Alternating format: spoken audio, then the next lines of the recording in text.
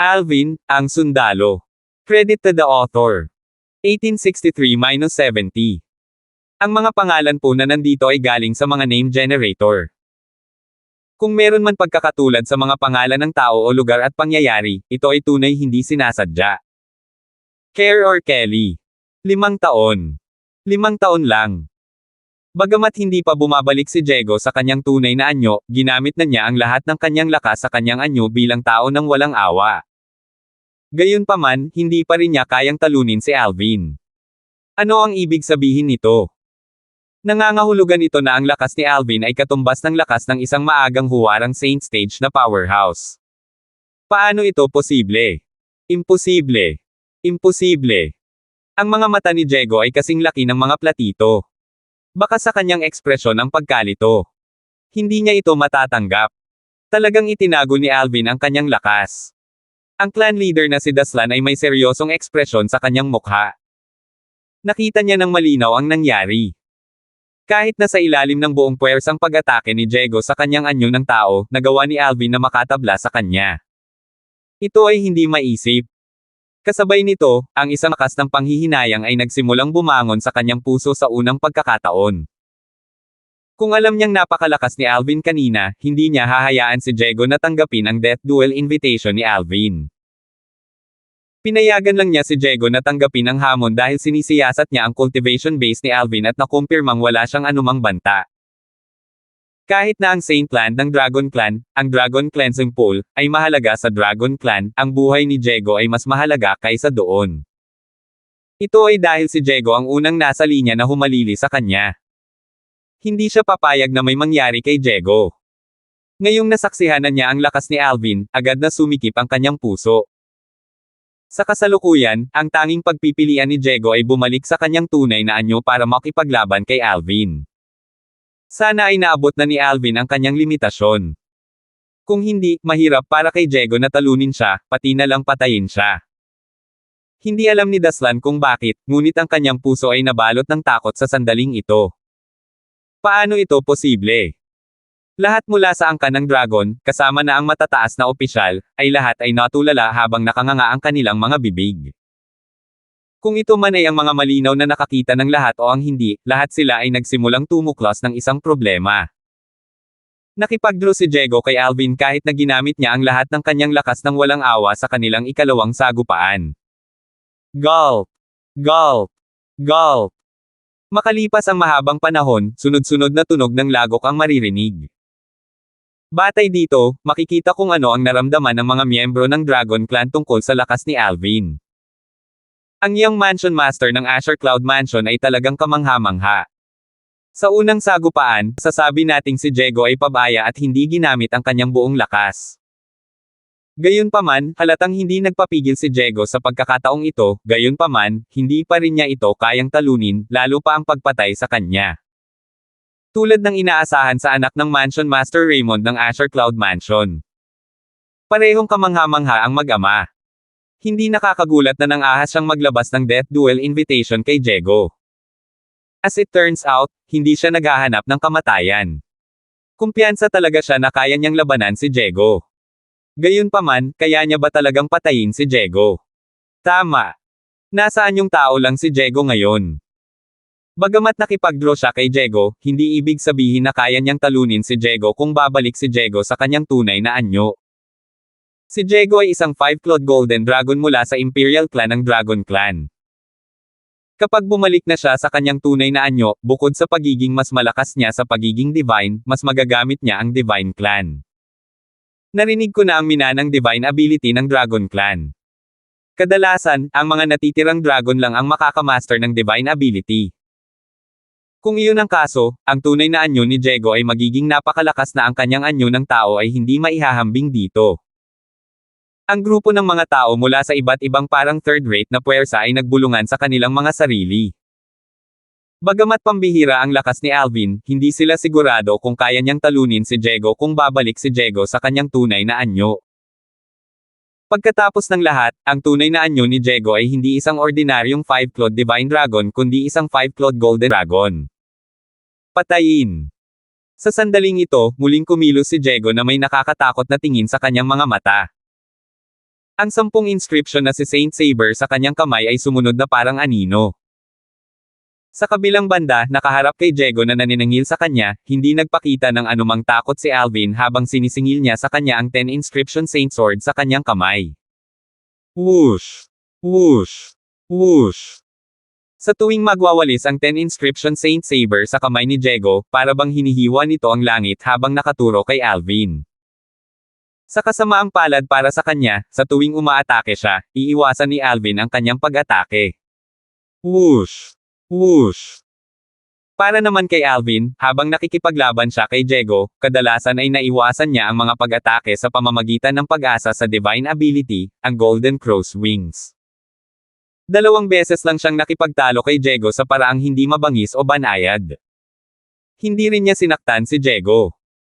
Hindi sa ayaw ni Alvin na makipag-away kay Diego ngunit hindi siya pinayagan ng mga kondisyon. Ang dahilan kung bakit niya nagawang makasama si Diego na nasa Early Exemplary Saint Stage ay dahil sa Sun True Origin na pinalakas ng Elementary Devouring Tactic. Ang Sun True Origin ay hindi mananatiling ganito kalakas sa lahat ng oras. Kapag naubos na ito, naiwan na lang sa kanya ang opsyon na itaas muli ang kanyang Sun True Origin gamit ang Elementary Devouring Tactic. Sa ngayon, wala pang pagkakataon si Alvin na gamitin ang Elementary Devouring Tactic nang walang pagpipigil. Maaaring lumunin ng Elementary Devouring Tactic ang lahat ng Heaven and Earth Spirit Energy sa loob ng 10 meter radius, ngunit na-absorb lang niya ang isang bahagi nito. Bukod doon, kailangan din niyang maghanap ng tamang oras para magamit ito. Ang epekto ng Elementary Devouring Tactic sa kanya ay mas malaki kaysa sa inaasahan niya. Ang kanyang espiritual na enerhiya ay mabilis na nauubos sa bawat segundo na ginagawa ang Elementary Devouring Tactic. Diego, binabalaan kita. Dapat kang bumalik sa iyong tunay na anyo. Hindi mo ako mapapatay ng ganito. Ikinumpas ni Alvin ang kanyang Golden Crow's Wings habang ginamit niya ng kaunti pa ang kanyang Sun True Origin upang mapataas ang kanyang bilis ng isang binga.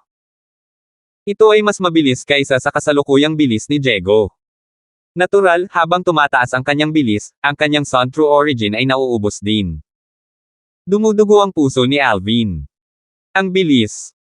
Ang mga manunood na maaaring makahuli sa mga galaw ni Alvin, kabilang ang grupo ng mga matataas na opisyal ng Dragon Clan, ay hindi maiwasang manlaki ang kanilang mga mata sa hindi makapaniwala. Hindi nila akalain na ang bilis ni Alvin ay maaaring lumiko ng mas mabilis. Ang bilis na ipinakita ni Alvin ay higit na nalampasan ng isang ordinaryong powerhouse sa Early Exemplary Saint Stage at malapit sa bilis ng isang powerhouse sa Intermediate Exemplary Saint Stage. Ang mga ekspresyon ni Clan Leader Daslan ay naging mas malala pa. Nagsimula siyang makaramdam ng pahiwatig ng panganib. Diego, bumalik sa iyong tunay na anyo at tapusin ito ng mabilis. Sa sandaling ito, mabilis na sinabi ni Daslan kay Diego, kakaiba talaga si Alvin. Bumalik ka sa iyong tunay na anyo at patayin siya ng mabilis hanggat maaari. Kung hindi, natatakot akong hindi ka makakapantay sa kanya. Hindi tulad ni Daslan na may seryosong ekspresyon sa kanyang mukha, si Mansion Master Raymond at ang mga tao sa kanyang tabi ay may masayang ngiti sa kanilang mga mukha. Bagamat nagulat sila sa lakas ni Alvin, ito ang inaasahan nilang kinalabasan. Si Gory ay immune na sa maraming paglukso sa kapangyarihan ni Alvin. Naikuyom niya ang kanyang mga kamao na may tame time na ekspresyon sa kanyang mukha habang sinasabi niya, Junior Brother Alvin, patayin mo siya sa isang suntok. Para naman sa 3 lalaki mula sa Mountain Shade Black Market, bukod kay Leader Dugo na nakatingin kay Alvin ng may interes, natulala pa rin sina Baltazar at Sandra, ang 2 deputy leaders. Ang lakas ng Young Mansion Master ng Asher Cloud Mansion ay talagang naging napakalakas. Talagang nahuli sila nito. Maya-maya pa, na parang may naalala sila, sabay-sabay silang lumingon sa kanilang pinuno habang napuno ng paghanga ang kanilang mga mata. Sa kanilang 3, tanging ang Panginoon nilang pinuno ang may mataas na tingin kay Alvin sa simula pa lang. Dahil gusto mong mamatay, tutuperin ko ang hiling mo. Nahaharap sa biglaang pagtaas ng bilis ni Alvin at sa paalala mula sa Clan Leader Daslan's voice transmission, hindi na nakapagpigil si Diego habang siya ay bumalik sa kanyang tunay na anyo. Ang malaking lambak ay agad na natakpan ng isang malaking itim na anino. Ito ay walang iba kundi ang anino ng tunay na anyo ni Diego, ang 5-clawed Golden Dragon. Ang umiikot na dambuhalang katawan na ilang daang metro ang haba ay kumikinang ng maliwanag na may gininto ang liwanag. Para itong hindi magagapi na Leviathan habang umiikot sa kalangitan. Si Diego na bumalik sa kanyang tunay na anyo ay nagtaas ng ulo at umungol ng walang anumang babala. Pagkatapos, ibinaba niya ang kanyang ulo ng dragon at tinitigan si Alvin habang nangingibabaw niyang sinabi, "Alvin, hindi mo ba hiniling sa akin na bumalik sa aking tunay na anyo? Ngayong bumalik na ako sa aking tunay na anyo, ipapadala kita sa impyerno." Sinimulan ni Diego na igalaw ang kanyang napakalaking katawan nang matapos siyang magsalita. Ang katawan na tila mabigat ay partikular na maliksi kapag gumagalaw. Ang buntot ng dragon ay tumawid sa kalangitan patungo sa direksyon ni Alvin. Swish! Umuungol ang hangin, at sa isang kisap lang ng mata, ang buntot ng dragon ay mabilis na papalapit kay Alvin. Kung hindi ito iniiwasan ni Alvin ngayon, tiyak na ipapalipad siya. Sa kritikal na sandali, si Alvin na nagsagawa ng elementary devouring tactic ng walang pag-aalinlangan ay hinigop na lamang ang lahat ng heaven and earth spirit energy sa loob ng 10 metrong radius. Whoosh! Whoosh! Ang Golden Crow's wings ay pumutok ng walang babala. Sa kritikal na sandali, dinala nito si Alvin at iniwasan ang dragon tail ni Diego. Nabigo si Diego sa kanyang unang pag-atake pagkatapos niyang bumalik sa kanyang tunay na anyo. Dahil na-absorb ni Alvin ang lahat ng heaven and earth spirit energy, ang Sun True Origin sa kanyang katawan ay sumailalim sa ilang pagbabago at naitaas na sa limitasyon nito. Dahil hindi pa niya ganap na nakabisado ang elementary devouring tactic sa pinakamataas na antas, may limitasyon kung gaano karami ang heaven and earth energy na maaari niyang makuha. Para sa kadahilanang ito, ang kanyang Sun True Origin ay maaari lamang kasalukuyang magbago sa yugtong ito. Sa kasalukuyan, ang Sun True Origin na taglay ko ay sapat na para harapin si Diego. Huminga ng malalim si Alvin at ikinumpas ang kanyang Golden Crow's wings at lumipad palabas, pinalo ang dragon tail ni Diego na muling patungo sa kanyang direksyon. Ang direksyong tinatahak ni Alvin ay hindi isang open space. Tinungo niya ang direksyon ng ulo ni Diego. Ikaw lang ba ang marunong tumakbo? Naiinip na si Diego dahil napagtanto niyang ang bilis ni Alvin ay tila tumaas muli. Bagamat siya ay bumalik sa kanyang tunay na anyo at ang kanyang bilis ay tumaas din, ito ay mas mabagal pa rin kaysa sa kasalukuyang bilis ni Alvin. Sa sandaling ito, nakaramdam siya ng matinding panghihinayang sa pagtanggap sa death duel invitation ni Alvin. Sa kasalukuyan, hindi na siya sigurado kung kaya niyang patayin si Alvin dahil ang kanyang bilis ay napakabilis. Ang bilis ni Diego ay hindi maihahambing sa kanyang bilis. 1864. Nang marinig ang naiinip na pahayag ni Diego, si Alvin na madaling umiwas kay Diego na nagbago sa kanyang tunay na anyo, ang 5-clawed golden dragon, ay nanunuya, "Ito ba ang lawak ng iyong lakas?" Sa pagharap sa pang-aasar ni Alvin, nagsimulang makakita ng pula si Diego. Lumakas ang kanyang lakas habang umuungol sa kanyang malalim na boses, "Alvin, dahil gusto mong mamatay, tutuperin ko ang iyong hiling." Sa sandaling ito, sa ilalim ng mapagbantay na mga mata ng iba, ang umiikot na katawan ni Diego na ilang daang metro ang haba ay nagsimulang magningning na may madugong liwanag. Ang madugong liwanag na ito ay lumabas sa katawan ni Diego. Sa sandaling lumitaw ito, naglabas ito ng nakakatakot na aura na nagpalamig sa mga gulugad ng mga tao. Bukod dito, ang aura ni Diego ay kapansin-pansing nagbago habang siya ay naging mas makapangyarihan. Nang makita ito, isang mataas na opisyal mula sa isang quasi-third-rate na puwersa ay bumuulong sa pagkalito, ito ang minanang divine ability ng Dragon Clan. Ang True Form Berserkification. Bagamat hindi malakas ang kanyang boses, maraming tao ang nakarinig sa kanyang mga salita. Di nagtagal, bukod sa mga miyembro ng Dragon Clan, halos lahat ay nalaman ang tungkol sa teknik na ginawa ni Diego. Ito ang minanang divine ability ng Dragon Clan, ang True Form Berserkification. Alvin, sa wakas ay naibigay na ni Diego ang True Form Berserkification, ang minanang divine ability ng Dragon Clan. Ayon sa aking divine consciousness, pagkatapos na sumailalim sa berserkification ang kanyang tunay na anyo, ang kanyang lakas ay maihahambing sa isang ordinaryong intermediate exemplary saint stage powerhouse. Dapat kang mag-ingat. Ang voice transmission ni Raymond ay tumunog sa tenga ni Alvin para balon siya. Sa sandaling matapos magsalita si Raymond, umungal si Diego. "Alvin, ang petsa ngayon ay ang anibersaryo ng iyong kamatayan sa susunod na taon. Ang kanyang dambuhalang true form ay mabilis na gumalaw patungo kay Alvin sa mas mabilis na bilis kaysa dati. Sa sandaling ito, ang kanyang bilis ay hindi na mababa sa pinakamabilis na bilis ni Alvin. True form Berserkification. Intermediate Exemplary Saint Stage. Nakaharap sa tunay na anyo ni Diego na nagniningning ng madugong liwanag, ang ekspresyon ni Alvin ay naglalaman ng bakas ng pangamba. Siya ay umatras sa malayo na may labis na paghihirap, unti-unting naglagay ng higit na distansya sa pagitan niya at ni Diego na naniningil sa kanya ng may pananakot. Kahit noon pa man, ang hangin na dulot ng mga galaw ng tunay na anyo ni Diego ay tumama sa kanyang mukha, na nagdulot sa kanya ng sakit. Maaari ko lang itaas ang aking bilis sa antas na katumbas ng isang ordinaryong Intermediate Exemplary Saint Stage Martial Cultivator sa pamamagitan ng pag-asa sa dalawang divine abilities, ang Elementary Devouring Tactic at ang Golden Crow's Wings, sa ilang sandali.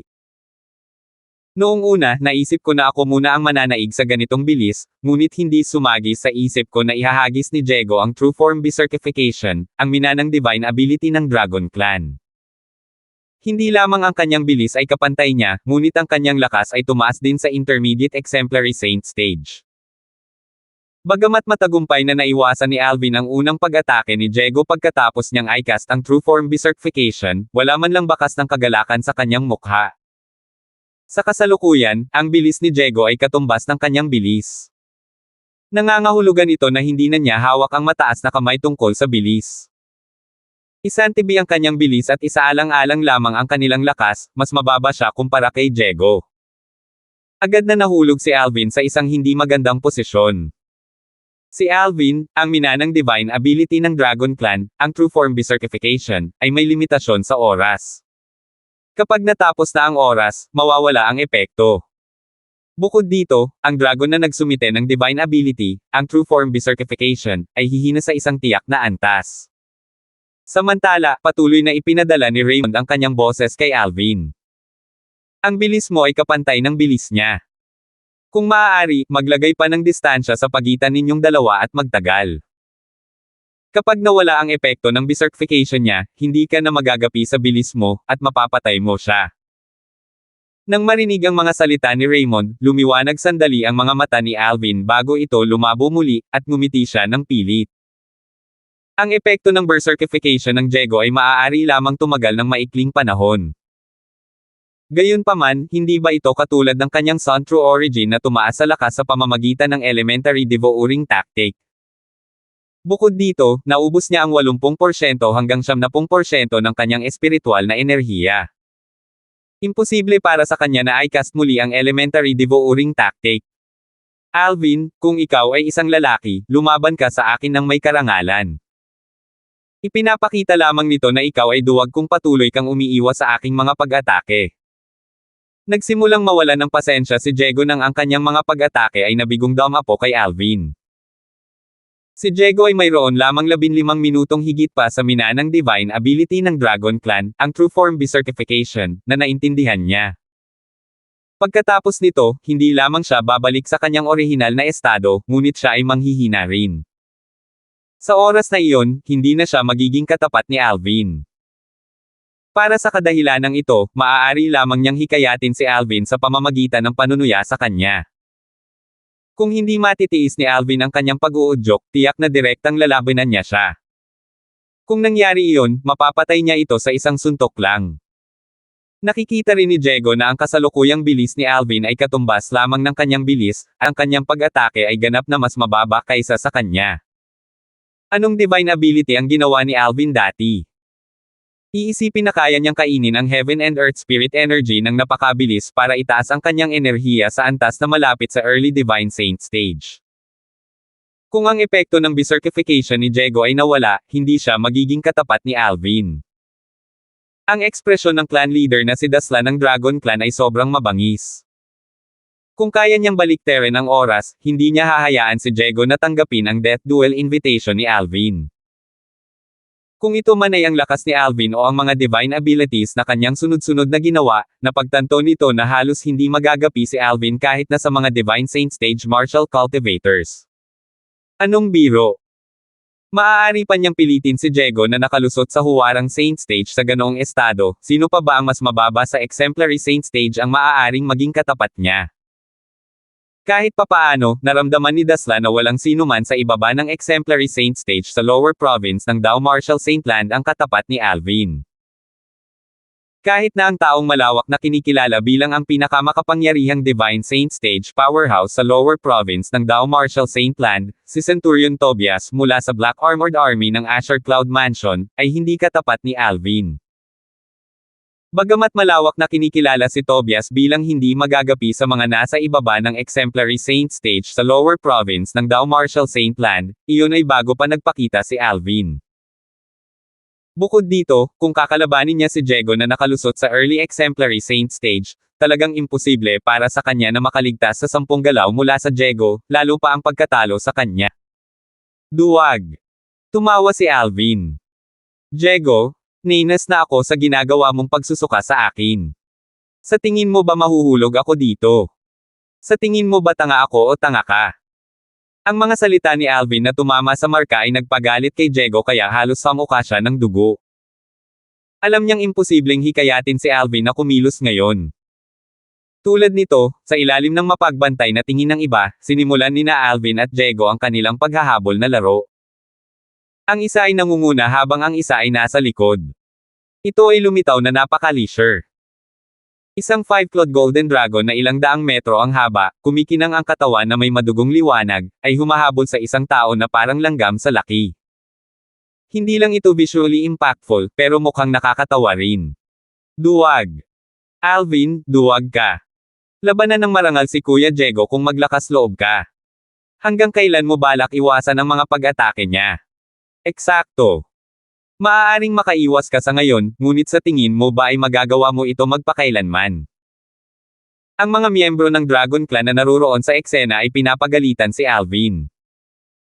Bilang mga miyembro ng Dragon Clan, natural, alam nila ang mga limitasyon ng minanang Divine Ability, ang True Form Berserkification. Dahil dito, nakaramdam sila ng pagkabalisa sa ngalan ni Diego. Kung ang epekto ng berserkification ay nawala, ang Diego ay magiging parang karne sa isang chopping board. Magagawa siyang patayin ni Alvin ayon sa gusto niya. Siyempre, hindi ito isang bagay na nais nilang makita.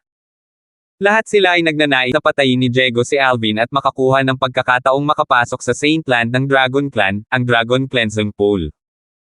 Alam nilang makakaakyat si Diego sa langit kapag nakalabas na siya sa Dragon Cleansing Pool. Sa pamamagitan nito, sa ilalim ng pamumuno ni Diego, ang Dragon Clan ay tiyak na magagawang maging pinakapiling puwersa sa lower province ng Dao Marshall Saint Land. Hindi nila kailangang katakutin ang Mountain Shade Black Market o ang Asher Cloud Mansion. Sa oras na iyon, magagawa nilang iangat muli ang kanilang mapagmataas na ulo, hindi tulad ng kung paano nila kasalukuyang kailangang ibaba ang kanilang mga ulo kapag nakatagpo sila ng mga tao mula sa Mountain Shade Black Market at sa Asher Cloud Mansion. Parang lumalabo na ang madugong ilaw sa katawan ni Diego. Hindi lang ang madugong liwanag ang lumalabo. Maging ang aura ng kanyang katawan ay tila humihina na rin. Bagamat napakaliit ng mga pagbabago, makikita mo ito kung papansinin mong mabuti. Tama ka. Mukhang may mga limitasyon sa Divine Ability na ginawa ni Diego. Ito ang minanang Divine Ability ng Dragon Clan, ang True Form Berserkification, ang Diego Cast na iyon. Ang tagal ng berserkification ay depende sa kanyang pag-unawa sa Divine Ability na iyon. Batay sa sitwasyon sa ngayon, ang Daigo's berserkification ay malamang natatagal lamang ng 15 minuto sa karamihan. Nagsimulang magbulungan ang mga tao mula sa iba't ibang parang third-rate na puwersa. Ang mga walang anumang inaasahan para kay Alvin ay unti-unting nagsimulang makakita ng pag-asa sa tagumpay ni Alvin. Bumagal ang takbo ni Diego. Sandali. Hindi lang ang bilis ni Diego, kundi pati si Alvin ay bumabagal. Anong nangyayari? Hindi ba halata? Ang True Form Berserkification, ang Divine Ability na ginawa ni Diego ay may mga limitasyon at gayon din ang Divine Ability na maaaring mabilis na lumunin ang Heaven and Earth Spirit Energy na inihagis ni Alvin. Sa paghusga sa kasalukuyang sitwasyon, maaaring hindi na manalo si Alvin. Talagang nagbabago ang sitwasyon mula minuto hanggang minuto. Wala talaga kaming ideya kung sino ang mananalo hanggang sa huling sandali. Sandali.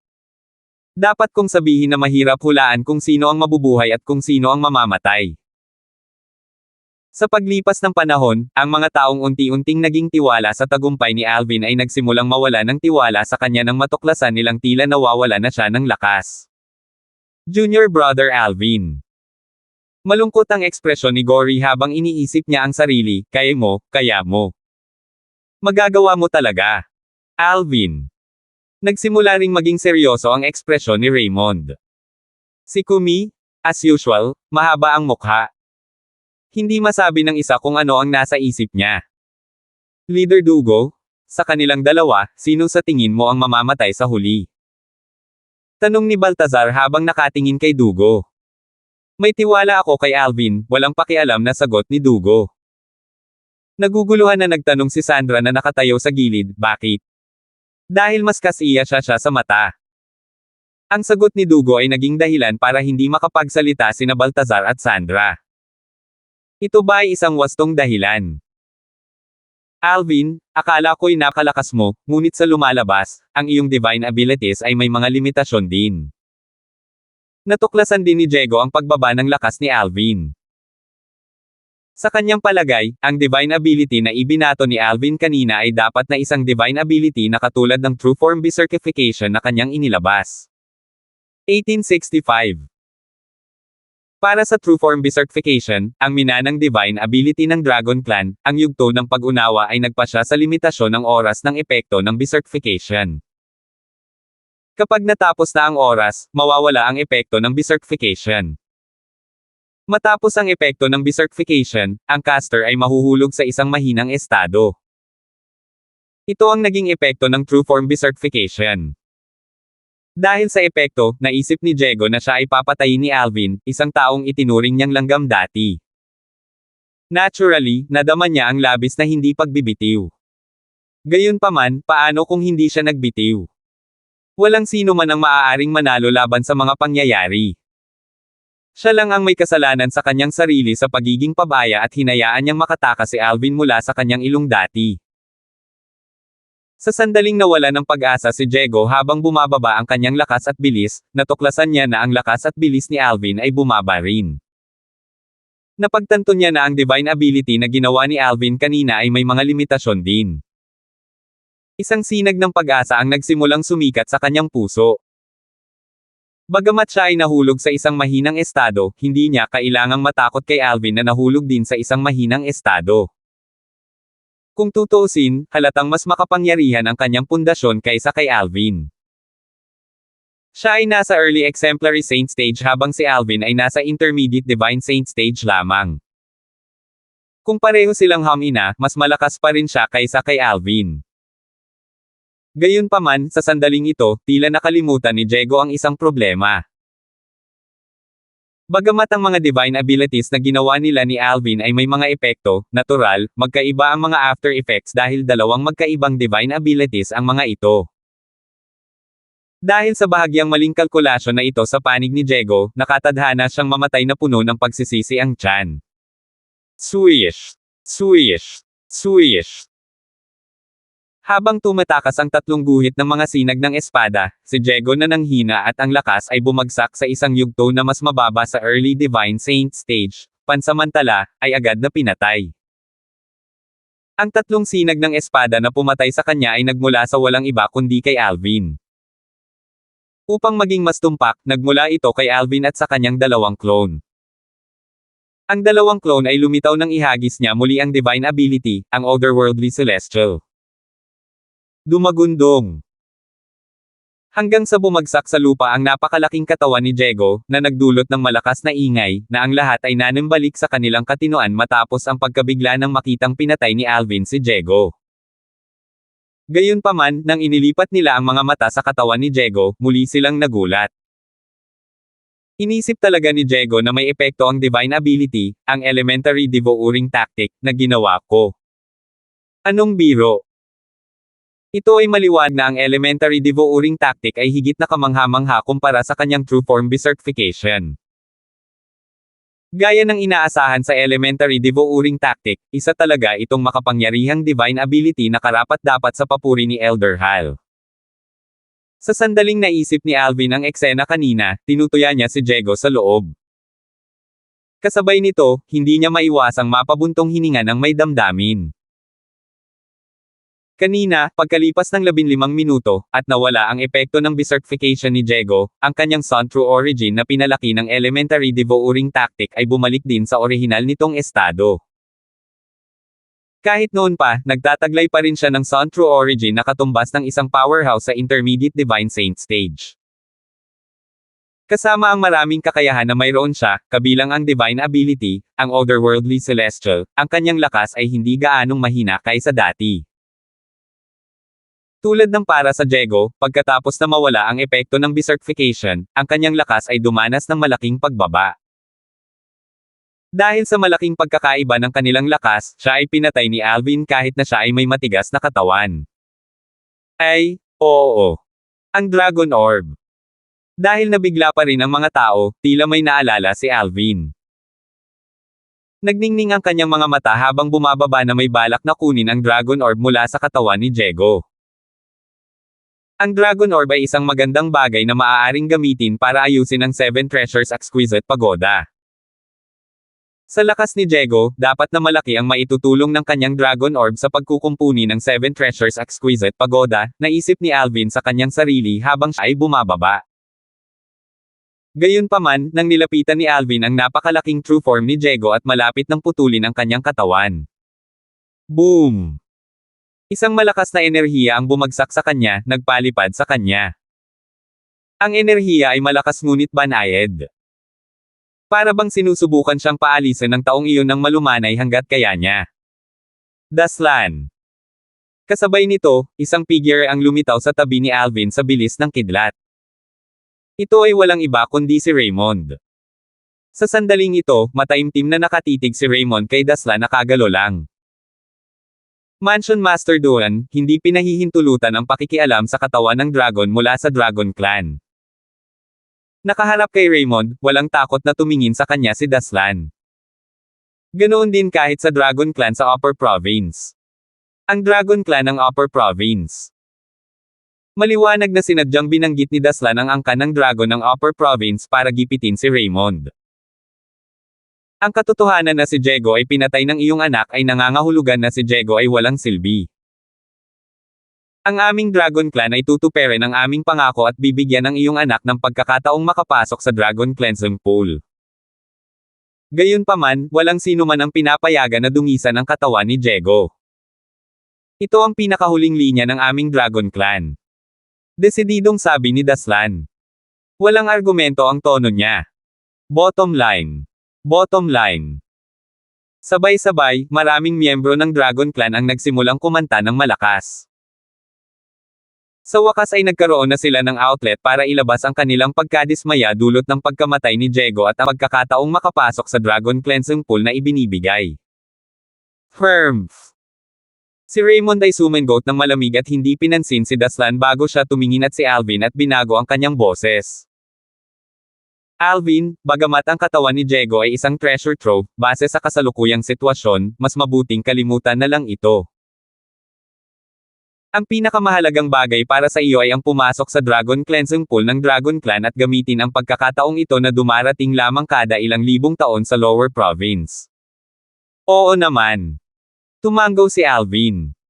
Hindi siya walang ingat at hindi manhid. Kitang-kita niya ang determinasyon kay Daslan at sa mga mata ng iba pang miyembro ng Dragon Clan. Bagamat alam niyang maganda ang Dragon Orb sa katawan ni Diego, imposibleng makuha niya ito base sa kung gaano determinado ang mga miyembro ng Dragon Clan. Dahil sa kadahilanang ito, agad niyang ibinasura ang ideya at hindi nagpumilit dito. Samantala, ang mga mata sa paligid ay isa-isang dumapo kay Alvin. Ang ilan sa kanila ay naglalaman ng pagkabigla, ang ilan ay napuno ng hindi paniniwala habang ang iba ay naglalaman ng takot at pangamba. Talagang pinatay niyang Mansion Master Alvin ng Asher Cloud Mansion ang 5-clawed Golden Dragon ng Dragon Clan, si Diego. Ang kanyang likas na talento ay tila hindi mas mababa sa kanyang ama. Ang Asher Cloud Mansion ay talagang ipinanganak sa ilalim ng isang maswerteng bituin. Una, mayroon silang Raymond, at ngayon, mayroon silang Alvin. Kapag kasama siya, hindi magiging problema para sa Asher Cloud Mansion na mapatili ang kanilang kaluwalhatian sa loob ng isa pang 800 hanggang 1,000 taon. Ang grupo ng matataas na opisyal at mga disipulo mula sa iba't ibang parang third-rate na puwersa ay tumingin kay Alvin na may masalimuot na tingin. Kung lumitaw ang napakagandang kabataang talento sa sekta na kanilang kinabibilangan, tiyak na maakay niya ang kanilang mga sekta sa mas mataas na antas. Kung bibigyan ng sapat na oras, magiging kapantay pa nila ang Mountain Shade Black Market at Asher Cloud Mansion. Katulad ng kung paano pinamunuan ni Raymond ang Asher Cloud Mansion na lumuwalhati sa kanyang lakas lamang. Swoosh! Swoosh! Swoosh! Kasabay nito, dumating na rin sa tabi ni Daslan ang grupo ng mga matataas na opisyal ng Dragon Clan. Bukod kay Daslan na kayang pigilan ang kanyang galit, ang grupo ng mga matataas na opisyal ng Dragon Clan, kabilang ang Enforcement Elder ng Dragon Clan, ang Five-Clawed Blood Dragon na si Chadrick, ay nakatitig kay Alvin na may layuning pumatay. Pinatay ni Alvin si Jego at ginawang mawala ang Dragon Clan sa pinakaangkop na kandidato para sa susunod na clan leader. Walang alinlangan na ang Dragon Clan ay kailangang gumugol ng napakahabang panahon at napakaraming mapagkukunan upang maghintay para sa isang Five-Clawed Golden Dragon na lumitaw muli at alagaan siya sa antas ni Jego. Sa sandaling naisip nila ito, hindi nila maiwasang makaramdam ng inis. Kinasusuklaman nila si Alvin. Junior Brother Alvin, binabati kita. Si Gory ay nagpakita sa tabi ni Alvin upang batiin siya sa pagkakaroon ng pagkakataong makapasok sa Saint Land ng Dragon Clan, ang Dragon Cleansing Pool. Si Kumi ay lumitaw din sa tabi ni Raymond. Bagamat nanatili siyang tahimik, may bakas ng paggalang sa kanyang mga mata nang tumingin siya kay Alvin. Kung ang dahilan ng paggalang niya kay Alvin dati ay dahil kay Mansion Master Raymond, ngayon, gumagalang siya dahil sa lakas na ipinakita ni Alvin. Ang kanyang lakas ay nasa Exemplary Saint Stage kahit na ang kanyang cultivation base ay nasa Intermediate Divine Saint Stage. Ang lakas ni Alvin ay nagulat sa kanya. Naniniwala siya kung ang Young Mansion Master na ito ay hindi magiging mababa sa kasalukuyang Mansion Master sa hinaharap. Tama ang hula ni Lord Leader. Sa di kalayuan, nagpalitan ng tingin ang dalawang deputy leader ng Mountain Shade Black Market na sina Baltazar at Sandra. Kitang-kita nila ang gulat sa mga mata ng isa't isa. Congratulations! Isang pamilyar na boses ang umalangaw-ngaw sa tainga ni Alvin, na ikinagulat niya. Lumingon siya at tumingin sa pinanggalingan ng boses. Sa isang sulyap lang, nakita na niya ang leader ng Mountain Shade Black Market na si Dugo. Salamat! Bagamat hindi niya alam kung bakit siya babatiin ng karibal ng kanyang ama, magalang pa rin siyang nagpasalamat. Kahit na ano, ang taong ito ay medyo magalang sa kanya sa simula pa lang. Gaya nga ng kasabihan, mahirap sampelan ang nakangiting mukha. Mansion Master Duan, mangyaring maghintay ng isang araw pa. Pagkatapos kong harapin ang usapin ni Jego, ilalabas ko ang Sun Key at ipapadala ko ang Young Mansion Master sa Dragon Cleansing Pool.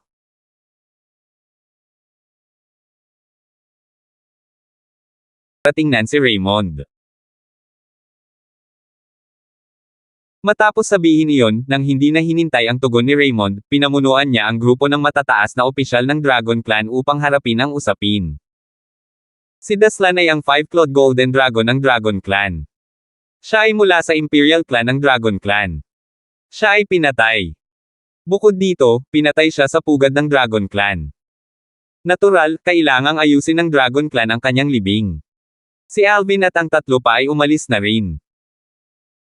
Sa daan pabalik sa maliit na lambak, huminto siya at tumingin sa direksyon kung saan matatagpuan ang Cloud Continent at bumulong sa mahinang boses, nakita ba ninyo ito? Ako, itong walang kakayahan na sect leader, sa wakas ay naghiganti para sa inyong lahat. Napatay ko na siya sa wakas. Bagamat hindi malakas ang kanyang boses, malinaw na narinig ni Raymond at ng dalawa pa ang kanyang mga salita. Alam ni na Raymond at Kumi kung ano ang ibig sabihin ng mga salita ni Alvin, ngunit nahulaan lamang ni Gory na mayroong awa yan sa pagitan ng kanyang nakababatang kapatid at Jego bago ito.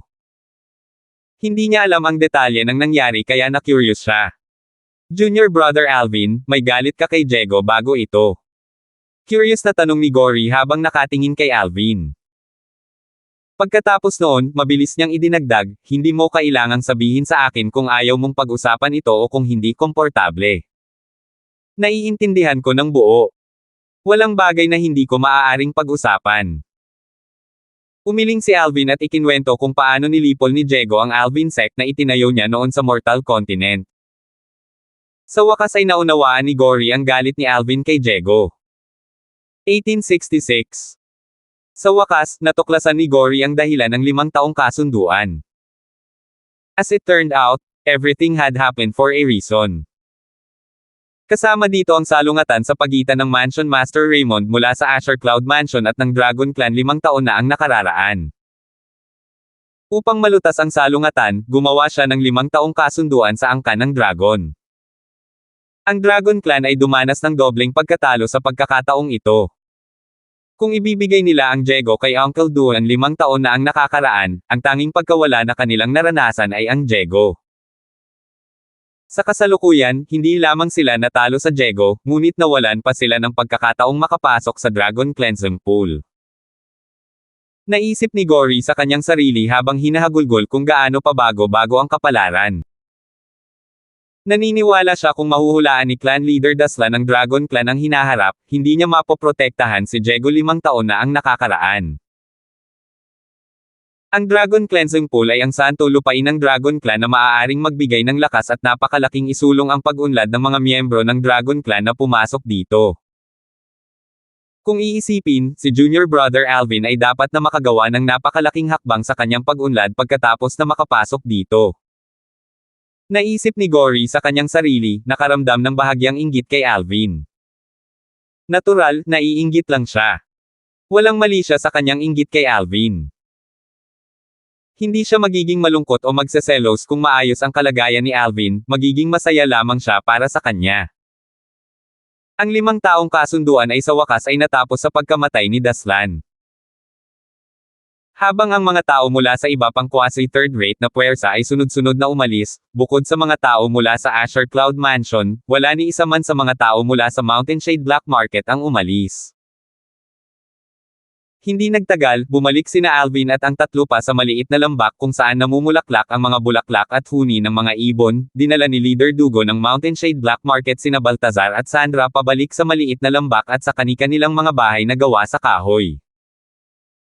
Natahimik si Alvin at ang iba pa nang makita nila si Dugo at ang 2 pa ay hindi kumilos. Lumipas ang isang araw sa isang kisap lang ng mata. Sa ikalawang araw, isang berdeng figure ang lumitaw sa itaas ng maliit na lambak at malakas na sinabi, Mansion Master Duan, inimbitahan kayong lahat ng clan leader. Ang berdeng figure ay walang iba kundi ang isa sa 5-clawed Divine Dragon Elders ng Dragon Clan, ang 5-clawed Green Dragon, si Berto. Isang araw pa lang simula nang mapatay si Diego. Natural lang na hindi pala kaibigan ang ekspresyon niya. Nang makita niya si Alvin, ang intensyon ng pagpatay na kumikinang sa kanyang mga mata ay tumindi na parang gusto niyang ipaghiganti si Diego. Gayunpaman, nagawa niyang pigilan ang kanyang salpok. Pagkalabas ni Alvin at ng iba pa, lumabas din ang mga tao mula sa Mountain Shade Black Market.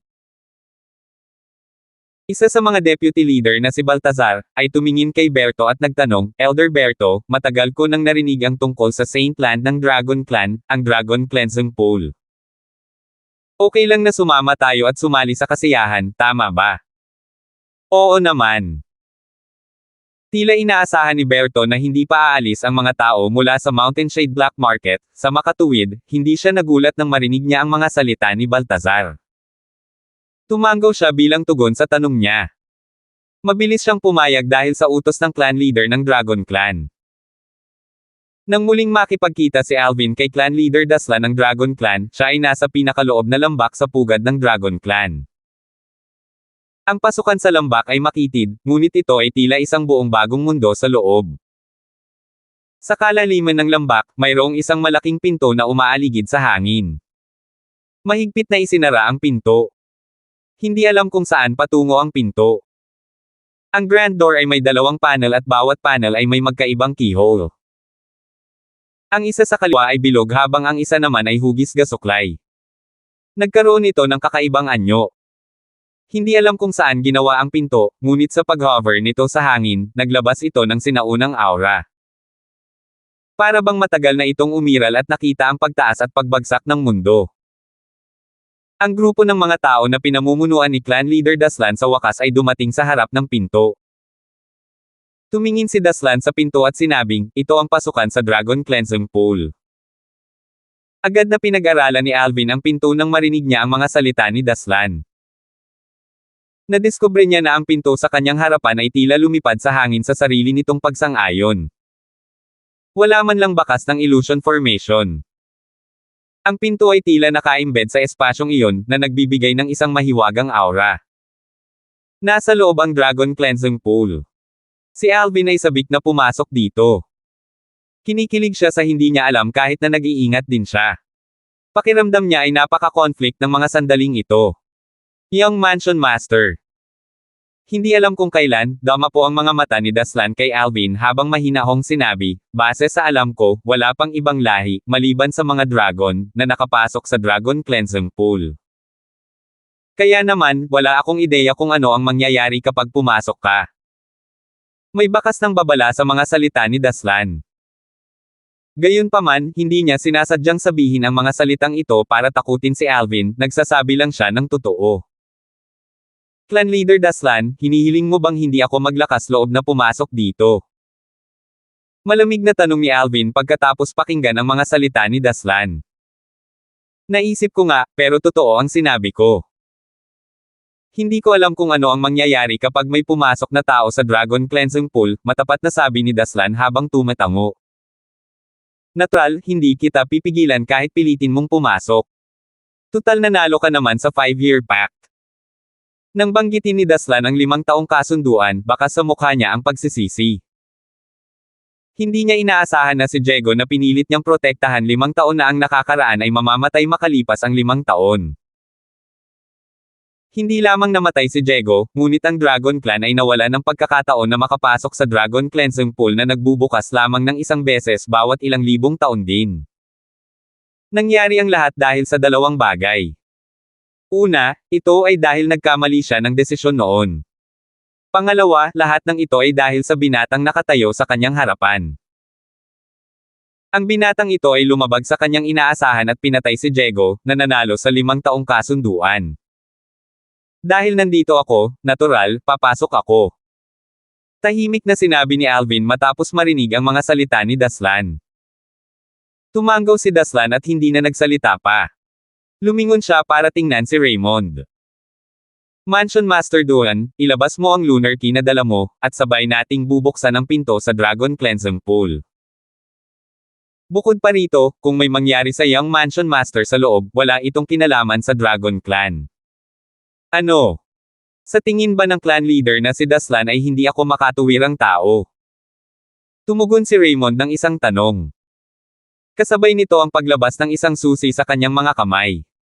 Ito ay ang lunar key na kinuha niya sa Daslan dati. Samantala, nasa kanya ang sun key ni Daslan. Ang pinto sa Dragon Cleansing Pool ay mabubuksan lamang ng may parehong susi. Ang hugis bilog at hugis crescent na butas ay malamang na ang mga keyhole, naisip ni Alvin sa kanyang sarili habang pinag-aaralan niya ang pintong umaaligid sa hangin. Kitang-kita ang 2 butas. Sa nangyari, tama si Alvin. Hindi nagkamali si Alvin. Nang tumayo sina Raymond at clan leader Daslan sa harap ng pinto, pareho nilang ginamit ang kanilang lakas para gabayan ang mga susi sa mga keyhole. Sa sandaling ito, hindi lamang sina Alvin, Gory, at Kumi ang matamang nakatitig sa pintuan, ngunit maging ang mga tao mula sa Mountain Shade Black Market na pinamumunuan ni Dugo ay matamang nakatingin din dito. Sa ilalim ng pagbabantay ng lahat, ang Sun Key at ang Lunar Key ay naglabas ng hindi maipaliwanag na enerhiya na nakikita ng mga mata. Natakpan nito ang buong pinto sa isang kisap lang ng mata. Ilang saglit pa, ang pinto ay nagbuga ng liwanag na kasing liwanag ng araw. Ang lahat ng naruroon sa eksena ay likas na pumikit ng kanilang mga mata. Boom! Sa sandaling ito, isang malakas na ingay ang tumunog. Samantala, ang liwanag na kasing liwanag ng nagliliyab na araw ay unti-unting lumalabo habang ang pintong mahigpit na nakasara ay nagsimulang bumukas sa loob ng isang hindi nakikitang puwersa. Dumagundong. Maya-maya pa ay tuluyan nang bumukas ang pinto. Sa sandaling iyon nang bumukas ang pinto, ang lahat, kabilang si Alvin, ay sabay-sabay na tumingin sa loob. Lahat sila ay gustong makita kung ano ang nasa likod ng pinto. Gayunpaman, sa susunod na sandali, lahat sila ay nabigo. Ito ay dahil walang makikita maliban sa isang manipis at translucent na hadlang na nabuo ng hindi kilalang enerhiya. Sa kanilang mga mata, ang harang ay parang isang piraso ng salamin. Sa likod ng harang, ang tanging nakikita lang nila ay ang lambak na kanilang kinaroroonan. Sa teorya, walang limitasyon sa oras sa Dragon Cleansing Pool. Kapag oras na para umalis, ilalabas ka ng formation sa loob ng Dragon Cleansing Pool, sabi ni Daslan habang nakatingin kay Alvin. Bilang clan leader ng Dragon Clan, siya ay isang tao sa kanyang salita sa kabila ng katotohanan na siya ay nabalisa. Dahil nawala sila sa 5 taong kasunduan, natural, kailangan nilang tuparin ang kanilang mga salita at isuko ang pagkakataong makapasok sa Dragon Cleansing Pool sa Young Mansion Master ng Azure Cloud Mansion. Sige. Tumango si Alvin. Nakaramdam siya ng paghanga kay Daslan na nagsalita sa kanya ng mahinahon. Alam niyang kung siya ang nasa posisyon ni Daslan, imposibleng mapanatili niya ang kanyang kalmado habang kinakausap niya ang taong pumatay kay Diego, ang 5-clawed Golden Dragon. Ama, papasok na ako. Tumingin si Alvin kay Raymond. Mag-ingat ka. Tumango si Raymond at pinaalalahanan siyang mag-ingat muli kapag naalala niya ang mga salita ni Daslan. Huwag kang mag-alala. Matapos bigyan ng panatag na tingin si Raymond, tumango din si Alvin kina Gory at Kumi. Tila nag-transform siya sa isang kidlat habang sumusugod siya sa pintuan na patungo sa Dragon Cleansing Pool. Sa ilalim ng pagmamasdan ng lahat, nabangga ni Alvin ang harang na ginawa ng hindi kilalang puwersa. Kasunod nito, para siyang nilamon ng harang nang mawala siya sa kanilang mga paningin. Sa wakas ay nakapasok na si Alvin sa Dragon Cleansing Pool. Mansion Master Duran. Sa sandaling ito, si Leader Dugo ng Mountain Shade Black Market na nanatiling tahimik mula noong pumasok sila sa lambak na ito ay bumaling kay Raymond at nagtanong, may alam ka bang sekreto tungkol sa Dragon Cleansing Pool na ilalagay mo sa panganib ang iyong anak na makapasok dito? 1867. Leader Dugo, bumalik ka ba para lang itanong ito? Malamig na sabi ni Raymond nang marinig niya ang mga salita ng kanyang matagal ng karibal. Pinaikit niya ang kanyang mga mata habang sinasabi, narinig mo ang sinabi ng clan leader Daslan. Kahit siya ay hindi alam kung ano ang mangyayari kung ang isang tao ay pumasok sa Dragon Cleansing Pool. Sa tingin mo malalaman ko. Kung hindi mo alam, hahayaan mo ba ang iyong anak na makipagsapalaran? Tanong ni Dugo habang matamang nakatitig kay Raymond. Matapos makinig kay Dugo, hindi maiwasan ni Daslan na tumingin kay Raymond na may kainahinala. Siya ang clan leader ng Dragon Clan, at totoo na hindi niya alam kung ano ang mangyayari kung may pumasok na tao sa Dragon Cleansing Pool. Gayunpaman, tulad ng sinabi ng leader ng Mountain Shade Black Market, papayagan ba ng Mansion Master ng Azure Cloud Mansion ang kanyang anak na makipagsapalaran kung hindi niya alam kung ano ang mangyayari kung ang isang tao ay pumasok sa Dragon Cleansing Pool? Leader Dugo? Sa anumang kaso, ikaw ang leader ng Mountain Shade Black Market, hindi mo ba narinig na pinapabore ng kapalaran ang matapang? Ang Dragon Cleansing Pool ay ang Saint Land ng Dragon Clan at nakatulong sa hindi mabilang na natitirang mga miyembro ng Dragon Clan na umakyat sa tuktok. Ito ay mga kilalang katotohanan. Naniniwala ako na ito ay tiyak na magiging isang hindi inaasahang pagkikita habang buhay ang kanyang anak. Hindi nagmamadaling sabi ni Raymond. Naturally, hindi niya isiniwalat ang pinakamahalagang bahagi. Hindi niya masasabing ang mailap na matandang propeta ang nagmungkahi sa kanyang anak na pumasok sa Dragon Cleansing Pool. Nagtiwala siya sa matandang propeta. Pinabura ng fortune ang matapang. Nang makitang may kabuluhan ang mga salita ni Raymond, hindi itinuloy ni Dugo at Daslan ang pagtatanong sa kanya kahit na masasabi nilang hindi niya sinasabi ang buong katotohanan. Ito ay dahil alam nilang walang kabuluhan ito kahit na magpumilit sila sa pagtatanong sa kanya. Clan Leader Daslan, naabala ka namin nitong mga nakaraang araw. Aalis na kami ngayon. Matapos mabigang makuha ang sagot na gusto niya, hindi na binalak ni Dugo na manatili pa. Pagkatapos niyang magpaalam kay Daslan, umalis siya kasama sina Baltazar at Sandra. Sa isang iglap lang, tanging ang mga tao na pinamumunuan ni Daslan at Raymond ang naiwan sa lambak na bumukas ang pinto na umaaligid sa hangin. Samantala, si Alvin na pumasok sa pintuan ng Dragon Cleansing Pool ay naramdaman na parang nalubog siya sa tubig. Matapos dumaan si Alvin sa pintuan, bigla niyang natuklasan na hindi niya maramdaman ang kanyang katawan. Sinubukan niya ngunit hindi niya makontrol ang kanyang katawan. Sinubukan pa niyang pagmasdan ang kanyang paligid sa pamamagitan ng kanyang divine consciousness ngunit walang resulta. Sa sandaling ito, ang tanging natitira sa kanya ay ang kanyang kamalayan na tila nakulong sa lugar na ito. Sa simula, hindi naabala si Alvin dito. Gayunpaman, habang lumilipas ang oras, nagsimula siyang hindi mapalagay. Anong nangyayari? Hindi ba ito ang Saint Land ng Dragon Clan, ang Dragon Cleansing Pool? Bakit kakaiba? Maliban na lang kung Clan Leader Daslan ng Dragon Clan ay nagsinungaling sa atin. Nagsimulang manghula si Alvin. Gayunpaman, mabilis niyang inalis ang pag-iisip na ito dahil naramdaman niyang imposible ito. Batay sa lakas ng Dragon Clan sa Lower Province, mayroon pa silang kakayahang magtayo ng ganoong makatutuhanang pinto patungo sa Dragon Cleansing Pool. Ang pinto ay malinaw na nilikha ng isang makapangyarihang nilalang. Ang mga ganitong nilalang ay umiral lamang sa Upper Province ng Dao Martial Saint Land o sa Devata Realms.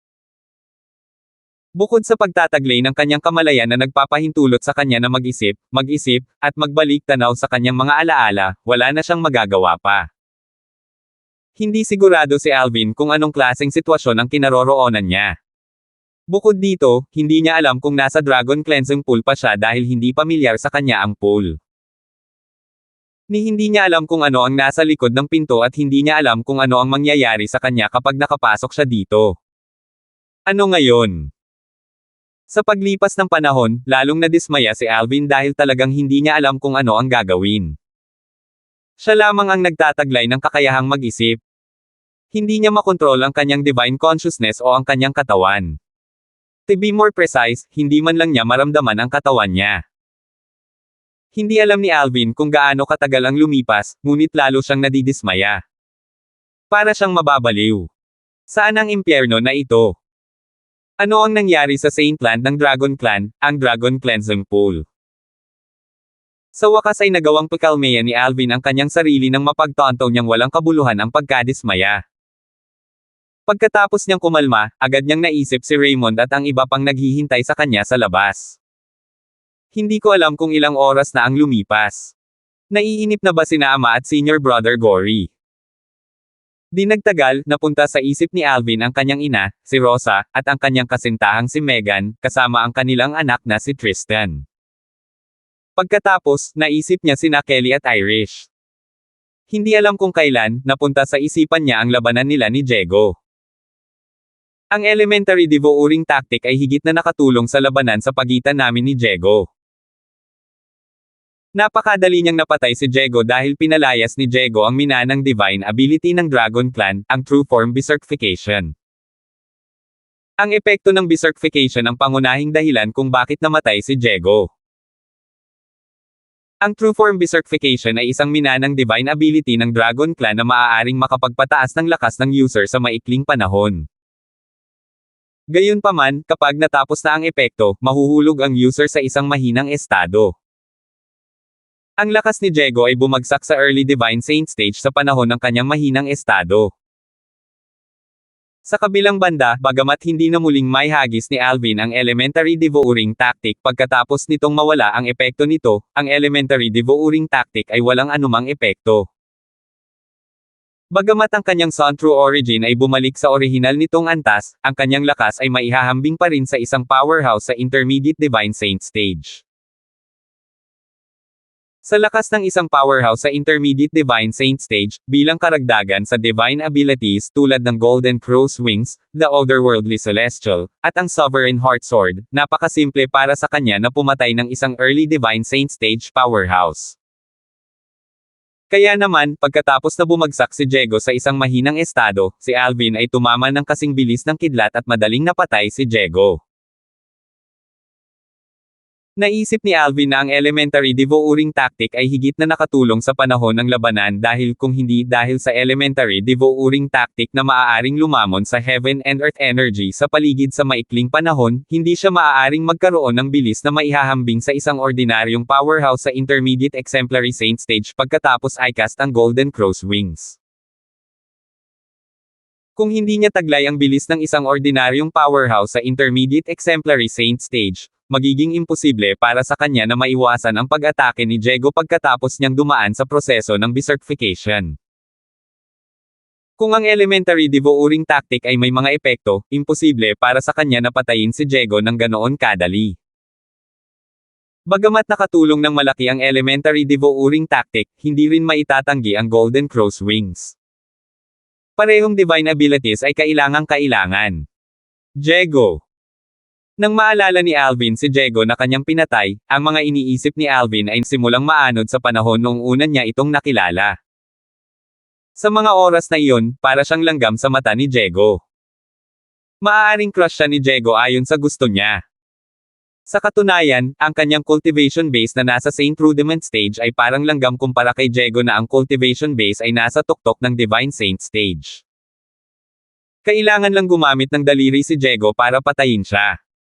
Gayunpaman, nagawa niyang umunlad sa loob ng 5 taon hanggang sa puntong nagawa niyang labanan si Diego sa pantay na lupa. Magkahalong damdamin si Alvin nang maisip niya ito. Sa palagay ko ay hindi inisip ni Diego, kahit sa kanyang kamatayan, na ang isang itinuring niyang langgam 5 taon na ang nakararaan ay maaaring magpadala sa kanya sa impyerno. Gayunpaman, ang clan leader na si Daslan ay tila isang tao sa kanyang mga salita. Noong una, akala ko pahihirapan niya kami pagkatapos kong patayin si Diego. Gayunpaman, siya ay naging walang iba kundi kooperatiba. Natural, maaaring dahil iyon sa takot niya sa ama. Ang mga iniisip ni Alvin ay lumipad sa buong lugar hanggang sa hindi niya alam kung ano pa ang iisipin. Sa isang mundo kung saan ang kanyang kamalayan lamang ang umiral, kung saan hindi niya maramdaman ang kanyang katawan, pakiramdam niya ay nababaliw siya habang patuloy na lumilipas ang oras. Gayunpaman, si Alvin ay isa pa ring espesyalista sa armas sa Earth sa kanyang nakaraang buhay. Para sa isang misyon, minsan ay kinailangan niyang manatiling tago kung saan walang araw sa loob ng ilang buwan. Kung ordinaryong tao lang siya, nasira ang isip niya. Dahil sa kanyang karanasan sa kanyang nakaraang buhay, nagawa ni Alvin na manatiling matino sa ilalim ng gayong mga kalagayan. Yung mga miyembro ng Dragon Clan na pumasok sa Dragon Cleansing Pool noong nakaraan ay tiyak na hindi nakaranas nito. Kung hindi, imposible para sa kanila na umalis ng ganoon kadali. Paanong ang isang ordinaryong tao ay magdurusa ng nakakapagod na paghihirap, naisip ni Alvin sa kanyang sarili. Pagkaraan ng ilang sandali, nagsimulang muling kumalma si Alvin. Sa huli, nagawa pa niyang ngumiti at tiisin. Walang alinlangan na ikaw ang kahalili ng Sword Saint Berting ng 7 Absolute Sect, ang First Absolute, the Fog Rain Progeny. Little, nakapasa ka sa pagsubok ko. Tutupad ako sa mga salita ko kay Berting at bibigyan ka ng dragonization.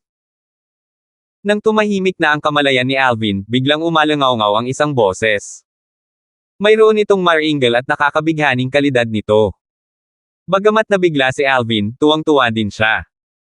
Ito ay dahil sa wakas ay nararamdaman na niya ang kanyang katawan at ang kanyang divine consciousness. Bago pa man niya sinimulang pagmasdan ang paligid, likas siyang tumingin sa pinanggalingan ng boses. Natuklasan niya ang isang malaking silhouette na umaabot ng ilang libong metro sa itaas ng kalangitan. Isa itong divine dragon. Sa paghahambing, ang tunay na anyo ni Diego ay lubos na mababa. Ang tunay na anyo ni Diego ay ilang daang metro lamang ang haba, hindi ito kahit 1,000 metro ang haba. Gayunpaman, ang Divine Dragon sa kanyang harapan ay hindi bababa sa 5 hanggang 6,000 metro ang haba. Ang Divine Dragon na ito ay naglabas ng mapang apeng aura. Nahirapang huminga si Alvin na muntik na siyang masuffocate. Ang dragon na ito ay may 8 kuko. Di nagtagal, natuklasan ni Alvin na ang figure ng Divine Dragon na ilang libong metro ang haba ay nagtataglay ng 8 matutulis na kuko sa bawat kamay nito. 8-clawed Divine Dragon. Napabuntong hininga si Alvin. Sa sandaling ito, halos tumigil na ang kanyang paghinga. 1868. Oh, Diyos! Ang Divine Dragon na nagpakita sa kanya ay talagang isang 8-clawed Divine Dragon. Elder Hal. Matapos huminga ng malalim para huminahon, nagkusa si Alvin na tawagan si Elder Hal na nasa 7 Treasures Exquisite Pagoda para ipaalam sa kanya ang problemang kinalalagyan niya. 8-clawed Divine Dragon. Di nagtagal, nakita din ni Elder Hal ang 8-clawed Divine Dragon sa harap ni Alvin. Ang 8-clawed Divine Dragon na ito ay hindi totoo kundi isang projection lamang. Ang ganitong projection ay karaniwang makikita sa mga mana. Paano mo nahanap ang ganoong pamana?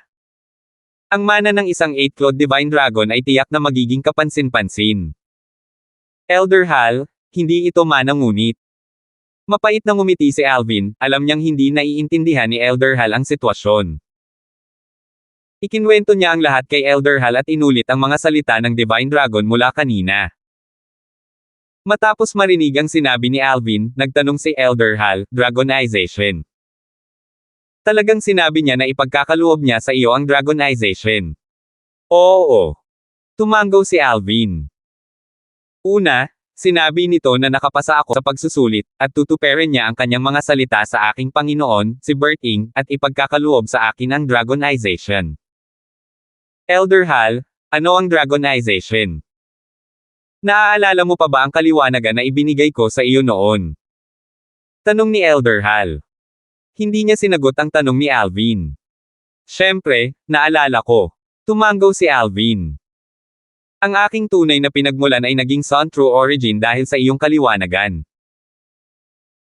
Bukod dito, ayon sa iyong sinabi, ang bawat tatlong paa na gininto ang uwak ay minsan lamang makapagliliwanag sa isang tao sa buong buhay nila. Sa bagay na iyon, si Alvin ay palaging nagpapasalamat dahil ito ay isang lihim na pamamaraan na minsan lang magagamit ni Elder Hal sa kanyang buhay. Para ipagkaloob ni Elder Hal ang pabor na iyon sa kanya, ang pabor na iyon ay mas mataas kaysa sa langit at mas malalim kaysa sa karagatan para sa kanya. Elder Hal, bakit mo natanong? May kinalaman ba ito sa Dragonization? Tanong ni Alvin pagkatapos niyang mabawi ang kanyang katinoan. Oo, sagot ni Elder Hal. Para sa Dragon Clan, lahat ng dragon na may 7 o higit pang kuko ay maaaring magregalo ng Dragonization ng tao. Ang proseso ng pagbibigay ng Dragonization ng tao ay katulad ng paliwanag na ibinigay ko sa iyo. Bawat Divine Dragon na may higit sa 7 claws ay maaari ding magbigay ng Dragonization ng tao isang beses lang sa buong buhay nila. Katulad ng kung paano mo ako binigyan ng Flame of Sun. Nagtatakang tanong ni Alvin habang kumikinang ang kanyang mga mata. Ang kanyang true origin ay naging Sun True Origin dahil sa Flame of Sun na ibinigay sa kanya ni Elder Hal.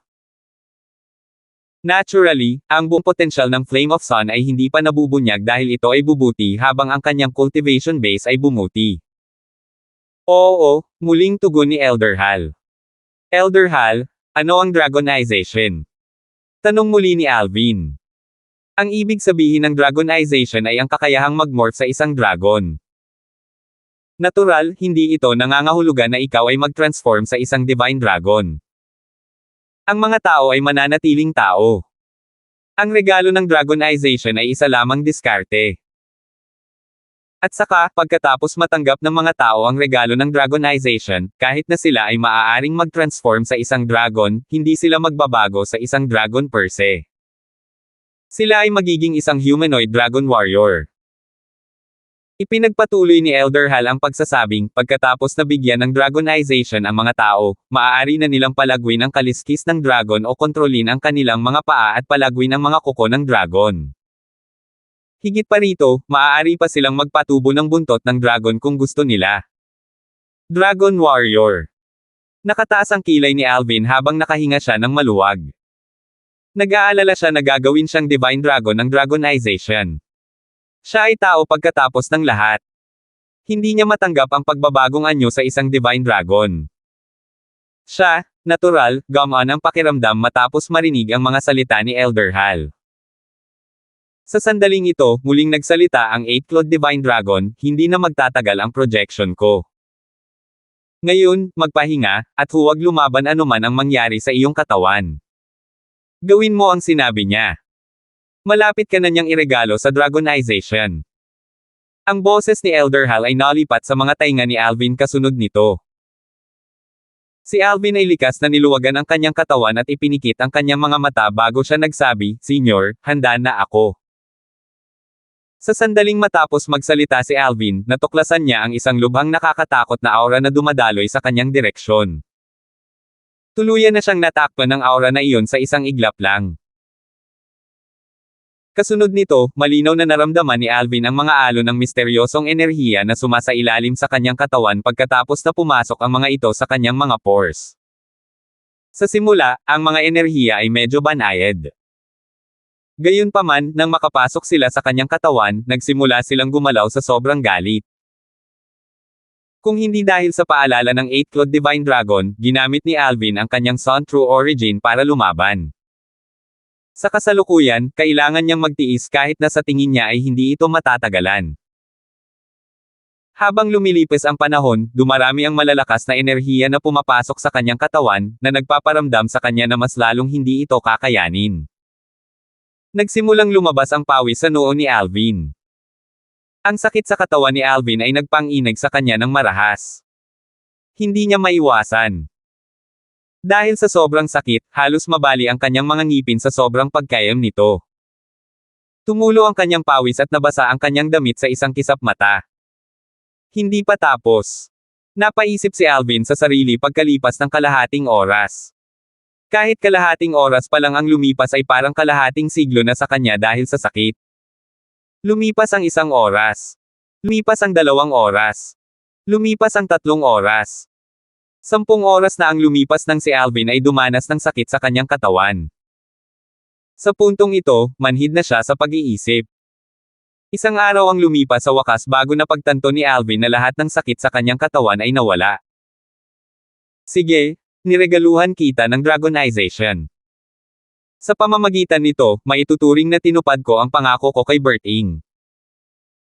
Malapit nang mawala ang projection ko, ipapadala ko sa iyo ngayon ang lahat ng impormasyon tungkol sa Dragonization.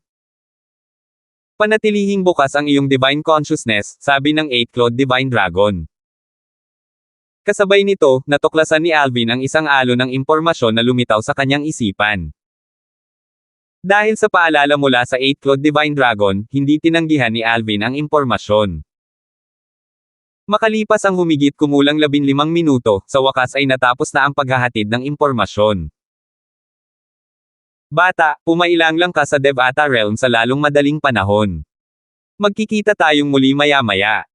Sa oras na iyon, kailangan mo akong bilhan ng inumin. Iyan ang mga salita ng 8-clawed Divine Dragon bago ito mawala. Natigilan si Alvin nang makita niya ang 8-clawed Divine Dragon na naglalaho ng walang bakas, pagkatapos, sinimulan niyang i-proseso ang impormasyon tungkol sa Dragonization na ibinigay sa kanya ng 8-clawed Divine Dragon. Katulad talaga ng sinabi ni Elder Hal. Di nagtagal, napagtanto ni Alvin na ang impormasyong natanggap niya ay katulad ng sinabi sa kanya ni Elder Hal. Gayunpaman, mayroong karagdagang impormasyon. Itinuro nito sa kanya kung paano mag-transform sa isang Dragon Warrior. Sa totoo lang medyo komplikado. Subukan nating gawing braso ng dragon ang kaliwang braso ko. Matapos ay proseso ang lahat ng impormasyong natanggap niya, natuklasan ni Alvin na medyo komplikado ang paggamit ng Dragon Energy na regalo sa kanya ng 8-clawed Divine Dragon para mag-transform sa isang Dragon Warrior. Pagkaraan ng ilang oras na pag-aralan ito, halos hindi niya nagawang pakilyusan ang Dragon Energy upang ibahin ang anyo ng kanyang kaliwang braso. Kasunod nito, sa isang pag-iisip, ang Dragon Energy ay gumalaw at kalaunan ay binago ang kanyang kaliwang braso sa isang braso ng Divine Dragon. Ang kanyang mga daliri ay naging mga kuko ng dragon. May kabuuang 8 kuko sa kamay niya. 8-clawed Dragon Warrior. Kasabay nito, ang boses ni Elder Hal ay tumunog sa isang napapanahong paraan. Maswerte ka na nabigyan ka ng regalo ng Dragonization ng isang 8-clawed Divine Dragon. Dapat mong malaman na ang isang 8-clawed Divine Dragon ay isang napakabihirang buhay din sa Devata Realm. Hindi sumagi sa isip ko na magkakaroon ng isa sa mundong ito. Bukod dito, mukhang pala kaibigan siya sa iyong Panginoon, si Bert Ing. Kung hindi niya sana binigyan ka ng regalo ng Dragonization na isang beses lang niya may regalo. Kapag nakilala mo ang iyong Panginoon sa hinaharap, siguraduhing pasalamatan siya ng maayos, sabi ni Elder Hal. Agad na nanumbalik si Alvin pagkatapos marinig iyon. Pagkatapos ay naalala niya ang sinabi ng 8-clawed Divine Dragon sa simula pa lang.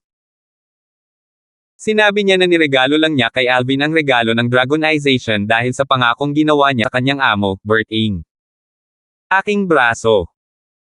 Samantala, natuklasan ni Alvin na ang kanyang kaliwang braso ay tila nagtataglay ng puwersa ng pagsabog matapos mag-transform sa isang dragon arm. So, itinaas niya ang kanyang dragon arm at kinuyam ang kanyang dragon claws bago siya sumuntok palabas. Boom! Boom! Boom! Gumalaw at sumabog agad ang hangin kasunod ng kanyang mga kamao. Napakalakas. Dahil sa lakas ng suntok na iyon, napagtanto ni Alvin kung gaano kalaki ang pagpapahusay na naibigay ng Dragonization sa kanyang lakas. Ang lakas ng Dragon Warrior ay nakasalalay sa pakikipaglaban sa katawan. Kapag malapit ka sa iyong mga kalaban, ang mga armas ay hindi kasing silbi ng mga kamao at suntok, sabi ni Elder Hal. Sa kasalukuyan, ang iyong Sun True Origin ay maihahambing sa lakas ng isang Intermediate Divine Saint Stage Martial Cultivator. Kapag ginamit mo ang iyong Sun True Energy bilang isang Martial Cultivator, ang cultivator sa tuktok ng Divine Saint Stage ay hindi maglalakas loob na makipaglaban sa katawan ng walang ibang mga diskarteng maaasahan pagkatapos mag-transform sa isang Dragon Warrior, hindi lamang tataas ang iyong lakas, ngunit maging ang iyong depensa ay magiging mas malakas. Kahit na ito ay mas mababa kaysa sa isang tunay na 8-clawed Divine Dragon, ito ay mas malakas pa rin kaysa sa isang Divine Clawed na pangkaraniwan Divine Dragon. Matapos marinig iyon, tumango si Alvin. Malabo niyang naiintindihan ang gustong sabihin ni Elder Hal. Kailangan kong higit pang makabisado ang tamang paraan para ganap na mag-transform sa isang Dragon Warrior. Gayunpaman, hindi na ito mahalaga ngayon. Hindi nakalimutan ni Alvin kung nasaan siya ngayon.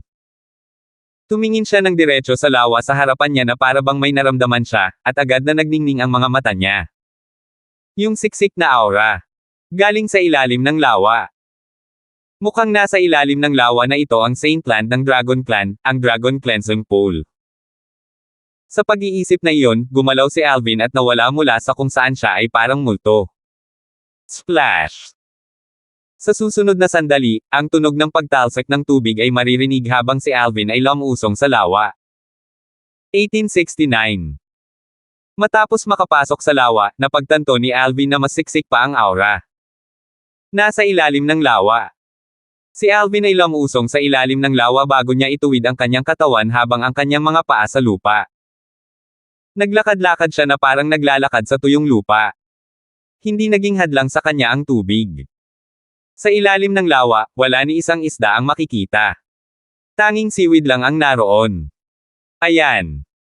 Sa halos magnetic pull ng aura, kasama ng kanyang sensitivity, hindi nagtagal ay itinuro niya ang lugar at nagtungo sa paglaki ng seaweed. Gayunpaman, nang makita ni Alvin na wala nang iba maliban sa seaweed, siya ay nataranta. Anong nangyayari? Halatang dito galing ang aura. Sa pagtaas ng kanyang kamay, ginamit ni Alvin ang kanyang Sun True Origin at inalis ang seaweed. Pagkaalis niya ng seaweed ay agad na nagningning mga mata niya. Isang palasyo ang matatagpuan sa ilalim ng seaweed. Sa sandaling ito, umaaligid siya sa itaas ng palasyo. Mayroong isang layer ng translucent na belo na nagpapanatili sa kanya at sa tubig sa lawa. Dapat makapasok ako. Sinubukan ni Alvin na dumaan sa translucent barrier. Dumampi ang kanyang mga paa sa hadlang, at natuklasan niyang hindi siya naitaboy ng hadlang. Tulad ng inaasahan ko. Walang problema sa pagpasok. Pagkalipas ng ilang sandali, lumakad si Alvin sa hadlang at lumitaw sa itaas ng sinaunang at kahangahangang palasyo. Tumingin si Alvin sa bungad.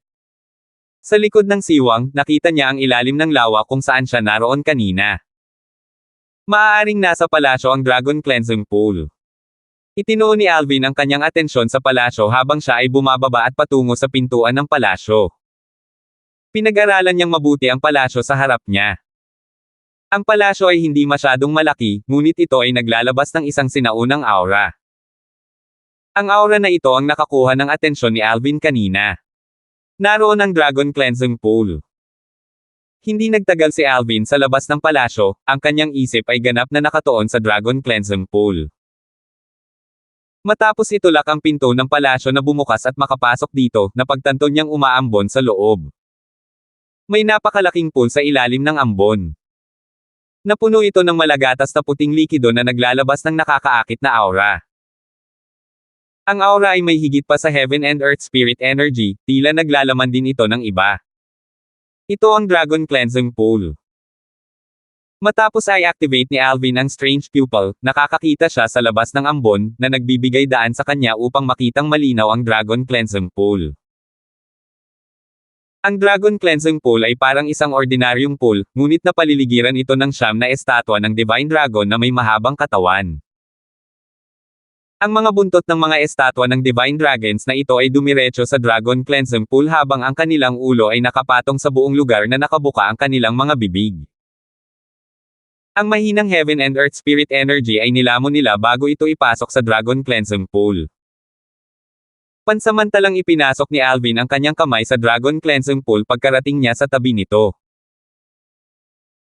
Ang malagatas puting likido sa Dragon Cleansing Pool ay malamig sa pagpindot at isang siksik na Heaven and Earth Spirit Energy ang dumaloy sa Alvin sa pamamagitan ng kanyang kamay. Kasabay nito, may misteryosong puwersa rin ang dumaloy sa kanyang katawan. Matapos dumaloy ang huli, ang Sun True Origin sa kanyang katawan ay likas na nagpalibot nito sa kanyang katawan gamit ang Nine Dragons War Sovereign Technique. Bukod dito, maging ang Dragon Energy na nagbigay daan sa kanya na mag-transform sa isang Dragon Warrior na ibinigay sa kanya ng isang 8-clawed Divine Dragon ay naapektuhan din ng puwersa. Nabalisa ito bago ito napunta sa siklab ng galit. Hindi ito makontrol ni Alvin. Ano ito? Nanlaki ang mga mata ni Alvin nang mabilis niyang binawi ang kanyang kamay. Agad na tumahimik ang Sun True Origin at Dragon Energy sa kanyang katawan. Pumasok ka. Dapat walang problema. Kasabay nito, ang boses ni Elder Hal ay umalingaw-ngaw sa kanyang mga tainga. Elder Hal, kanina ako. Ngumiti si Alvin ng mapang-akit matapos niyang marinig ang mga salita ni Elder Hal. Bagamat malaki ang tiwala niya kay Elder Hal, ang dati niyang karanasan sa pool ay nag-iwan sa kanya ng takot sa kanyang puso. Mabilis niyang ikinwento ang nangyari kay Elder Hal. Huwag kang mag-alala. Ang Dragon Energy lang sa iyong katawan ang tumutunog sa puwersa sa Dragon Cleansing Pool. Kung hindi ako nagkakamali, hindi lang tataas ng husto ang iyong cultivation base pagkatapos mong makapasok sa Dragon Cleansing Pool, ngunit malamang na makikinabang ka rin sa ibang paraan. Sabi mo ang iyong Sun True Origin ay nagpalipat-lipat ng puwersa gamit ang iyong paraan ng paglilinang, ibig sabihin, ang iyong paraan ng pagcultivation ay ang ibig sabihin nito ay ang paraan ng iyong cultivation. Sabi niya, mukhang ang Dragon Cleansing Pool na ito ay napakaangkop para sa iyo. Sa ngayon, hindi ko masasabi sa iyo kung paano ka makikinabang sa pagpasok sa Dragon Cleansing Pool. Gayunpaman, sigurado akong mapapakinabangan ka lang nito at hindi ka makakasama. Ang mahiwagang puwersa ay sumasalamin sa Dragon Energy sa aking katawan at tugma sa aking pamamaraan ng paglilinang. Nagulat si Alvin. Hindi na siya nagulat sa puwersang tumunog sa Dragon Energy sa kanyang katawan dahil nakuha niya ito mula sa lugar na ito at mula sa isang 8-clawed Divine Dragon. Gayunpaman, nagulat siya na ang kanyang paraan ng paglilinang ay katugma din sa puwersang iyon.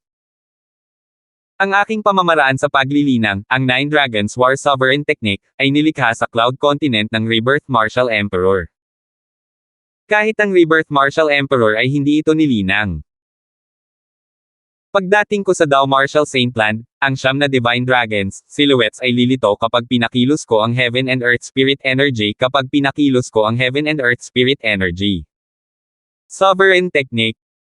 Mukhang imposible para sa Nine Dragons War Sovereign technique na nilikha ng Rebirth Martial Emperor na may kinalaman sa puwersa sa Saint Land ng Dragon Clan, ang Dragon Cleansing Pool. Ano ang nangyayari? Naguguluhan si Alvin. Ang Nine Dragons War Sovereign technique ay nilikha ng Rebirth Martial Emperor na dating nakatayo sa tuktok ng Cloud Continent. Gayunpaman, kahit na ang Rebirth Martial Emperor sa kanyang kapanahunan ay walang halaga kumpara sa kasalukuyang Alvin. Hindi alintana kung gaano kalakas ang Rebirth Martial Emperor, siya lang ang pinakamahusay sa Cloud Continent. Sa kabilang banda, maaaring ituring si Alvin bilang isang elite sa lower province ng Dao Martial Saint Land. Ang Dragon Cleansing Pool ay ang Saint Land ng Dragon Clan ng Dao Martial Saint Land's lower province. Kahit anong isipin niya, wala siyang mahanap na koneksyon sa kanilang dalawa. So be it.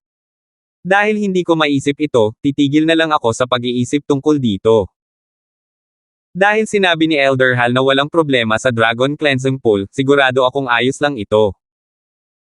Tumigil si Alvin sa pag-iisip tungkol sa bagay na iyon pagkatapos niyang mabawi ang kanyang katinoan. Sa isang galaw lang, lamusong siya sa Dragon Cleansing Pool. Splash! Sa sandaling pumasok si Alvin sa Dragon Cleansing Pool, natuklasan niyang lumalamig na ang parang gatas puting likido sa Dragon Cleansing Pool. Ang kanyang damit ay sumengga kaagad nang madikit ito sa malagatas na puting likido. Kung alam kong mangyayari ito, tinanggal ko na sana ang damit ko bago pumasok. Umiling si Alvin nang makita niya ito. Sa sumunod na sandali, iminulat ni Alvin ang kanyang mga mata nang may maramdaman siyang kung ano. Kasunod nyon, ang kanyang katawan ay tila nagyelo na parang estatwa nang mahulog siya sa Dragon Cleansing Pool. Anong nangyayari? Natuklasan ni Alvin na wala na siyang kontrol sa kanyang katawan sa sandaling bumagsak ang kanyang katawan. Gayunpaman, mas maganda pa rin ang sitwasyon niya ngayon kumpara sa sitwasyon niya noong una siyang pumasok. Bukod sa hindi niya kayang kontrolin ang kanyang katawan, nakontrol pa rin ni Alvin ang kanyang divine consciousness at least at pinagmamasdan ang kanyang paligid. Nakontrol ko na ang katawan ko. Pagkalipas ng ilang sandali, natuklasan ni Alvin na muli niyang kontrolado ang kanyang katawan. Matapos niyang makontrol ang kanyang katawan, laking gulat niya nang matuklasan niya ang magulong sitwasyon sa kanyang katawan. Una, ang likidong Heaven and Earth Spirit Energy at ang misteryosong puwersa sa Dragon Cleansing Pool ay pumasok sa kanyang katawan. Ayos lang kung iyon. Ang problema ay ang kanyang Sun True Origin, ang Dragon Energy, at ang mga enerhiya mula sa Dragon Cleansing Pool ay nagsimula ng umikot sa kanyang katawan ayon sa Nine Dragons War Sovereign Technique. Mula sa simula hanggang ngayon, wala man lang nagawa si Alvin. Kusa na itong umikot. Sa totoo lang, wala naman siyang magagawa. Nakatayo lang siya habang kusa itong umiikot. Ito pa rin ba ang katawan ko? Nakaramdam ng pait si Alvin nang maramdaman niya ang apat na magkakaibang enerhiya sa kanyang katawan na umiikot sa kanyang 79 na Saint Veins. Pakiramdam niya ay wala na sa kanya ang kanyang katawan. Sa kabutihang palad, ang lahat ay tila naging maayos. Ang kanyang cultivation base ay umuunlad din sa sobrang nakakatakot na bilis. Ang likidong Heaven and Earth Spirit Energy sa Dragon Cleansing Pool ay nasa ibang liga kumpara sa Spirit Pool sa Mystical Sky Mansion. Ang huli ay ganap na maa-absorb ni Alvin sa kanyang kasalukuyang cultivation base. Gayunpaman, ang una ay tila walang katapusang supply. Batay sa kasalukuyang bilis, hindi magtatagal para makapasok ako sa Mastery Divine Saint Stage. Malinaw na naramdaman ni Alvin ang pagpapabuti sa kanyang cultivation base. Kung walang nagbago, at ang bilis ng kanyang pag-unlad ay nananatiling pareho, aabutin siya ng 15 araw ng higit pa upang matagumpay na makapasok sa Mastery Divine Saint Stage. Anong nangyayari? Nang kumalma si Alvin, natuklasan niya na ang 2 sa 4 na puwersa sa kanyang katawan ay kumikilos ng abnormal. Maayos ang likidong Heaven and Earth Spirit Energy at ang Sun True Origin sa kanyang katawan. Gayunpaman, ang mahiwagang puwersa ang nanguna sa Dragon Energy na naligaw ng landas nang biglang tumigil sa pag-ikot ang Nine Dragons War Sovereign Technique. Si Alvin ay agad na nagpalipat-lipat ng mga enerhiya gamit ang Nine Dragons War Sovereign sa kanyang sarili. Ang Nine Dragons War Sovereign Technique ay talagang nauugnay sa misteryosong puwersa. Gayunpaman, ano ang sinusubukan nitong gawin ngayon? Napagtanto ni Alvin na ang mahiwagang puwersa ang talagang humantong sa dragon energy sa bawat bahagi ng kanyang katawan. Pagkaraan ng ilang sandali, natuklasan niyang nagsimula ng magbago ang kanyang balat. Nagsimulang lumitaw ang mga kaliskis ng dragon sa kanyang katawan. Higit pa rito, ang kanyang mga kamay at binti ay naging mga kamay at binti ng dragon. Bawat isa sa kanyang kamay at paa ay may 8 kuko, at sila ay kumikinang ng husto sa liwanag. Para bang nagagawa nilang punatin ang anumang bagay. Anong nangyayari? Hindi ko pa nga lubusang nakakabisado ang paraan para maging Dragon Warrior. Direkta lang itong tumutulong sa akin na mag-transform sa isang Dragon Warrior. Napatulala si Alvin. 1870. Ano ang mas nakakagulat ay hindi pa nangyari.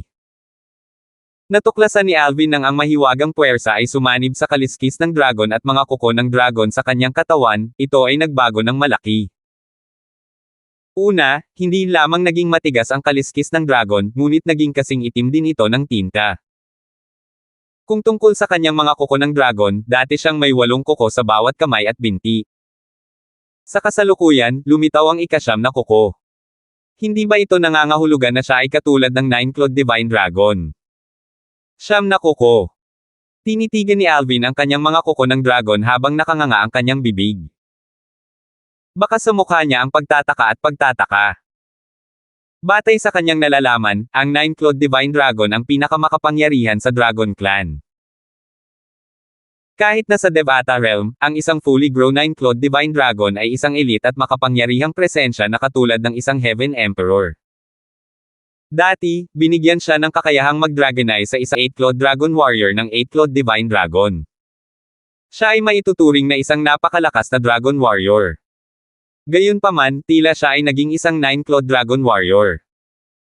Ang isang 8-clawed Divine Warrior ay isang Dragon Warrior na ang Dragonization ay ibinigay ng isang 8-clawed Divine Dragon.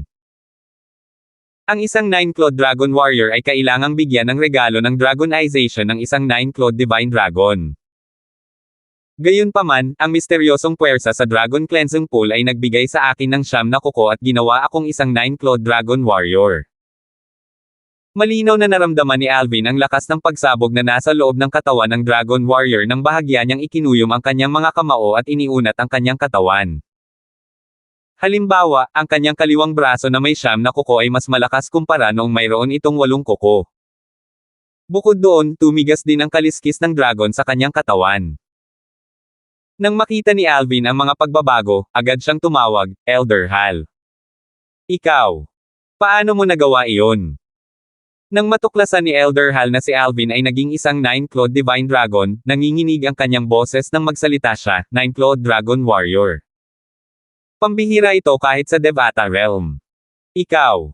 Paano ka naging 9-clawed Dragon Warrior? Matagal nang kilala ni Alvin si Elder Hal, ngunit ito ang unang pagkakataon na nakita siyang nawawala ng katinoan. Batay sa reaksyon ni Elder Hal, sigurado si Alvin na nagbago na talaga siya bilang isang 9-clawed Divine Dragon. Elder Hal, ang mahiwagang puwersa na sinabi ko sa iyo kanina ay gumawa nito. Paliwanag ni Alvin, tulad ng sinabi mo, ang puwersa ay sumasalamin sa Dragon Energy sa aking katawan at tugma sa aking pamamaraan ng paglilinang. Bago pa makapag-react si Elder Hal, tila may naramdaman si Alvin habang ang kanyang mukha ay nagbago ng husto. Nawala ang puwersa. Anong nangyayari? Kung hindi ako nagkakamali, ang mahiwagang puwersa na binanggit mo ay dapat na may kaugnayan sa isang 9-clawed Divine Dragon. Tila ang isang 9-clawed Divine Dragon ay minsan nang nagpakita sa mundong ito. Kung ang isang Divine Dragon na wala pang 8 kuko ay makatagpo ng puwersang iyon, lilinisin lamang nito ang kanyang mga meridian na makakatulong na madagdagan ang kanyang likas na talento. Sa sandaling ito ay makatagpo ng isang Divine 8 kapag ito ay nakatagpo ng isang Divine 8 kapag ito ay makatagpo ng isang Divine 8 kapag ito ay nakatagpo ng isang Divine 8 9-clawed Divine Dragon. Solemn na ang boses ni Elder Hal habang sinabi niya, natural, kahit na ang isang 8-clawed Divine Dragon ay pumasok sa lugar na ito, ang pagkakataon na mag-transform sa isang 9-clawed Dragon ay napakaliit. Gayunpaman, ang mga kondisyon para sa pagbabago ay hindi kasing higpit dahil ikaw ay isang 8-clawed Dragon Warrior. Ito ang dahilan kung bakit madali kang nag-transform sa isang 9-clawed Dragon Warrior.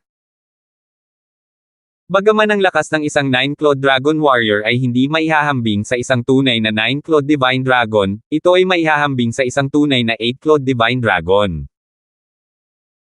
Gamit ang iyong Sun True Origin na maihahambing sa isang Intermediate Divine Saint Stage Powerhouse, pagkatapos mong i-activate ang Dragon Energy at mag-transform sa isang 9-clawed na Dragon Warrior, madali mong matalo ang Dragon na makapangyarihang dragons, madali mong matalo ang Dragon na may kapangyarihan. Ang Divine Saint Stage kahit na hindi ka umaasa sa ibang mga diskarte. May mga bakas ng pagkabigla at paghanga kay Elder Hal. Malakas kaya? Napabuntong hininga si Alvin. Dapat tandaan na dati ay sinabi ni Elder Hal na kahit na ang isang powerhouse sa tuktok ng Divine Saint Stage ay hindi maglalakas loob na labanan siya sa body combat nang hindi gumagamit ng ibang mga diskarte. Sa kasalukuyan, sinabi ni Elder Hal na madali niyang matatalo ang isang ordinaryong powerhouse sa tuktok ng Divine Saint Stage nang hindi gumagamit ng anumang iba pang mga diskarte. Napakalaking pagkakaiba. Kung hindi ako nagkakamali. Dahil ang puwersang iyon ay tugma sa iyong pamamaraan ng paglilinang, sigurado akong ang iyong pamamaraan ng paglilinang ay dadaan din sa ilang mga pagbabago, sabi ni Elder Hal, ang mga benepisyong naiwan ng isang 9-clawed Divine Dragon ay tiyak na hindi magiging simple. Mga pagbabago sa kanyang paraan ng paglilinang. Matapos marinig ni Alvin ang mga salita ni Elder Hal, sinimulan niyang pansinin ang ruta ng sirkulasyon ng 9 Dragons War Sovereign Technique. Sa simula, ayos lang. Sa paglipas ng panahon, halata sa mukha niya ang pagkagulat at pagkamangha. Nagbago na talaga. Natuklasan ni Alvin na kahit na ang ruta ng sirkulasyon ng 9 Dragons War Sovereign Technique ay hindi masyadong lumihis, mayroong maraming maliliit na pagbabago. Ang lahat ng maliliit na pagbabagong ito ay nagpapataas sa kahusayan ng kanyang bilis ng paglilinang ng isa pang fold. Iyan ang benepisyong naiwan ng 9-clawed Divine Dragon. Sa pag-iisip na iyon, bumilis ang paghinga ni Alvin. Pakiramdam niya ay sulit na sulit ang paglalakbay sa Dragon Cleansing Pool kahit na walang improvement sa kanyang cultivation base. Kung ito man ay ang kanyang pagbabagong anyo sa isang 9-clawed Dragon Warrior o ang mga pagbabago sa 9 Dragons War Sovereign Technique, pareho silang magkakaroon ng malaking epekto sa hinaharap. Hindi ko alam kung mayroon pang mahiwagang puwersa na naiwan ng 9-clawed Divine Dragon sa Dragon Cleansing Pool. Kasunod nito, nagsimulang hanapin ng Divine Consciousness ni Alvin ang Dragon Cleansing Pool. Sa huli, napagtanto niyang hindi na niya ma-detect ang misteryosong puwersa na naiwan ng 9-clawed Divine Dragon. Elder Hal, tila nawala ang puwersa. Lilito pa rin ba ito sa hinaharap?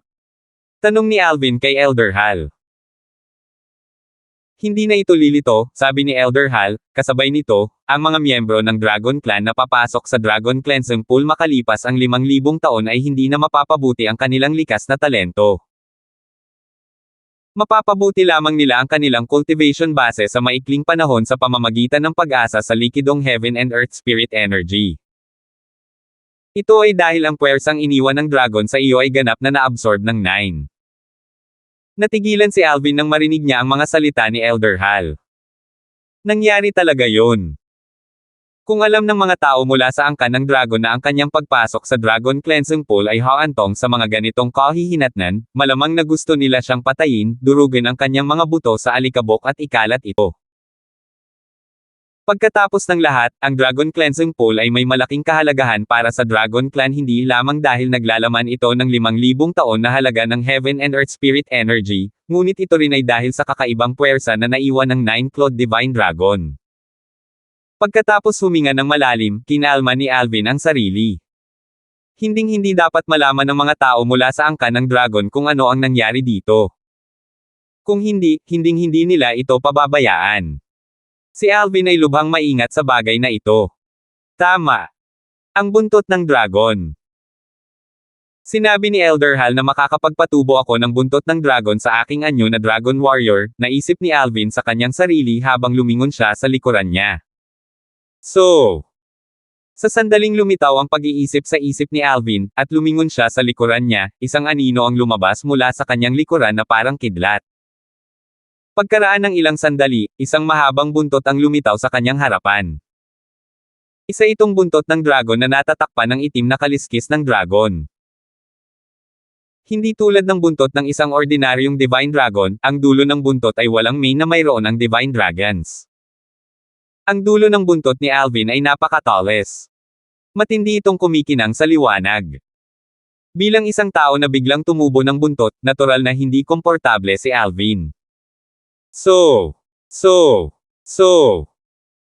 Gayunpaman, pagkatapos gumugol ng ilang oras upang masanay, hindi lamang niya na-control ang buntot ayon sa gusto niya, ngunit maaari pa niyang umatake gamit ang kanyang buntot. Sa pamamagitan man ng paghagupit o pagsaksak, pareho itong makapangyarihan at nakakatakot. Bukod dito, napagtanto ni Alvin na maaari na siyang malayang mag-transform bilang isang Dragon Warrior. Natural, nagustuhan ni Alvin ang kanyang Dragon Warrior form dahil maihahambing ito sa isang 8-clawed Divine Dragon. Ang makapangyarihang katawan ng isang 8-clawed Dragon ay hindi maihahambing sa katawan ng tao. Kahit na ang kanyang katawan ay higit na mataas kumpara sa mga ordinaryong tao kahit na bago ito, ang agwat ay mas lumawak nang siya ay nasa anyo ng Dragon Warrior. Sa kalaunan, nanatili lang si Alvin sa Dragon Cleansing Pool sa estado ng Dragon Warrior at malayang hinigop ang likidong Heaven and Earth Spirit Energy sa Dragon Cleansing Pool upang linangin. Sa mga pagbabago sa Nine Dragons War Sovereign Technique, ang kasalukuyang bilis ng cultivation ni Alvin ay isang beses na mas mabilis kaysa sa dati. Sa loob ng higit sa 10 araw, makakalusot na ako sa Mastery Divine Saint Stage. Sa oras na iyon, kasama ang Sun True Origin, ang aking lakas ay maihahambing sa isang powerhouse sa tuktok ng Divine Saint Stage. Nakaramdam si Alvin ng lubos na kumpiyansa dahil sa kapaligiran sa Dragon Cleansing Pool at sa mga pagbabago sa Nine Dragons War Sovereign Technique. Habang ang likidong Heaven and Earth Spirit Energy ay patuloy na umaagos sa katawan ni Alvin, ang Nine Dragons War Sovereign Technique ay nabago ang Heaven at Earth Spirit Energy sa Sun True Origin ng mahusay. Tahimik na lumipas ang oras. Si Alvin na tinatamasa ang likidong Heaven and Earth Spirit Energy sa Dragon Cleansing Pool ay tila nakalimutan ang tungkol sa oras. Si Raymond at ang dalawa pa ay naghihintay pa rin sa pasukan ng Dragon Cleansing Pool. Para naman kay Clan Leader Daslan, hindi alam ang kanyang kinaroroonan. Halos 3 buwan na. Bakit hindi pa lumalabas si Alvin? Si Raymond na nakaupong naka-crossleg ay nagmulat ng kanyang mga mata at tumingin sa pinto na patungo sa Dragon Cleansing Pool na may bahagyang pagsimangot sa kanyang mukha. Kung hindi dahil sa Soul Pearl ng kanyang anak na nanatiling hindi nadudurog sa kanyang mga kamay, akala niyang naaksidente ang kanyang anak sa loob ng Dragon Cleansing Pool. Kung tutuusin, halos 3 buwan na ang lumipas. Batay sa kanyang nalalaman, kahit na ang mga miyembro ng Dragon Clan na pumasok sa Dragon Cleansing Pool dati ay nanatili lamang sa loob ng 2 buwan. Natural, narinig din niya ito mula kay Daslan. Ayon kay Daslan, ang miyembro mula sa Dragon Clan ay ipapadala kaagad kapag ang kanilang likas na talento at cultivation base ay umunlad sa isang tiyak na antas. Ang oras na ginugol ng isa sa loob ay nakasalalay sa potensyal ng isa. Gayunpaman, hindi alam ni Raymond kung bakit maagang pinaalis ang mga miyembro ng Dragon Clan ay dahil sa panghihimasok ng puwersang iniwan ng 9-clawed Divine Dragon. Dahil ang pag-iral nito ay umasa sa Heaven and Earth Spirit Energy, sa makatuwid, hindi nito nais na ang mga miyembro mula sa Dragon Clan ay sumipsip ng labis na Heaven and Earth Spirit Energy. Gayunpaman, sa kasalukuyan, ang puwersa ay ganap na nasisipsip sa katawan ni Alvin at wala na. Salamat po at sinamahan ninyo ako, ingat lagi mga master.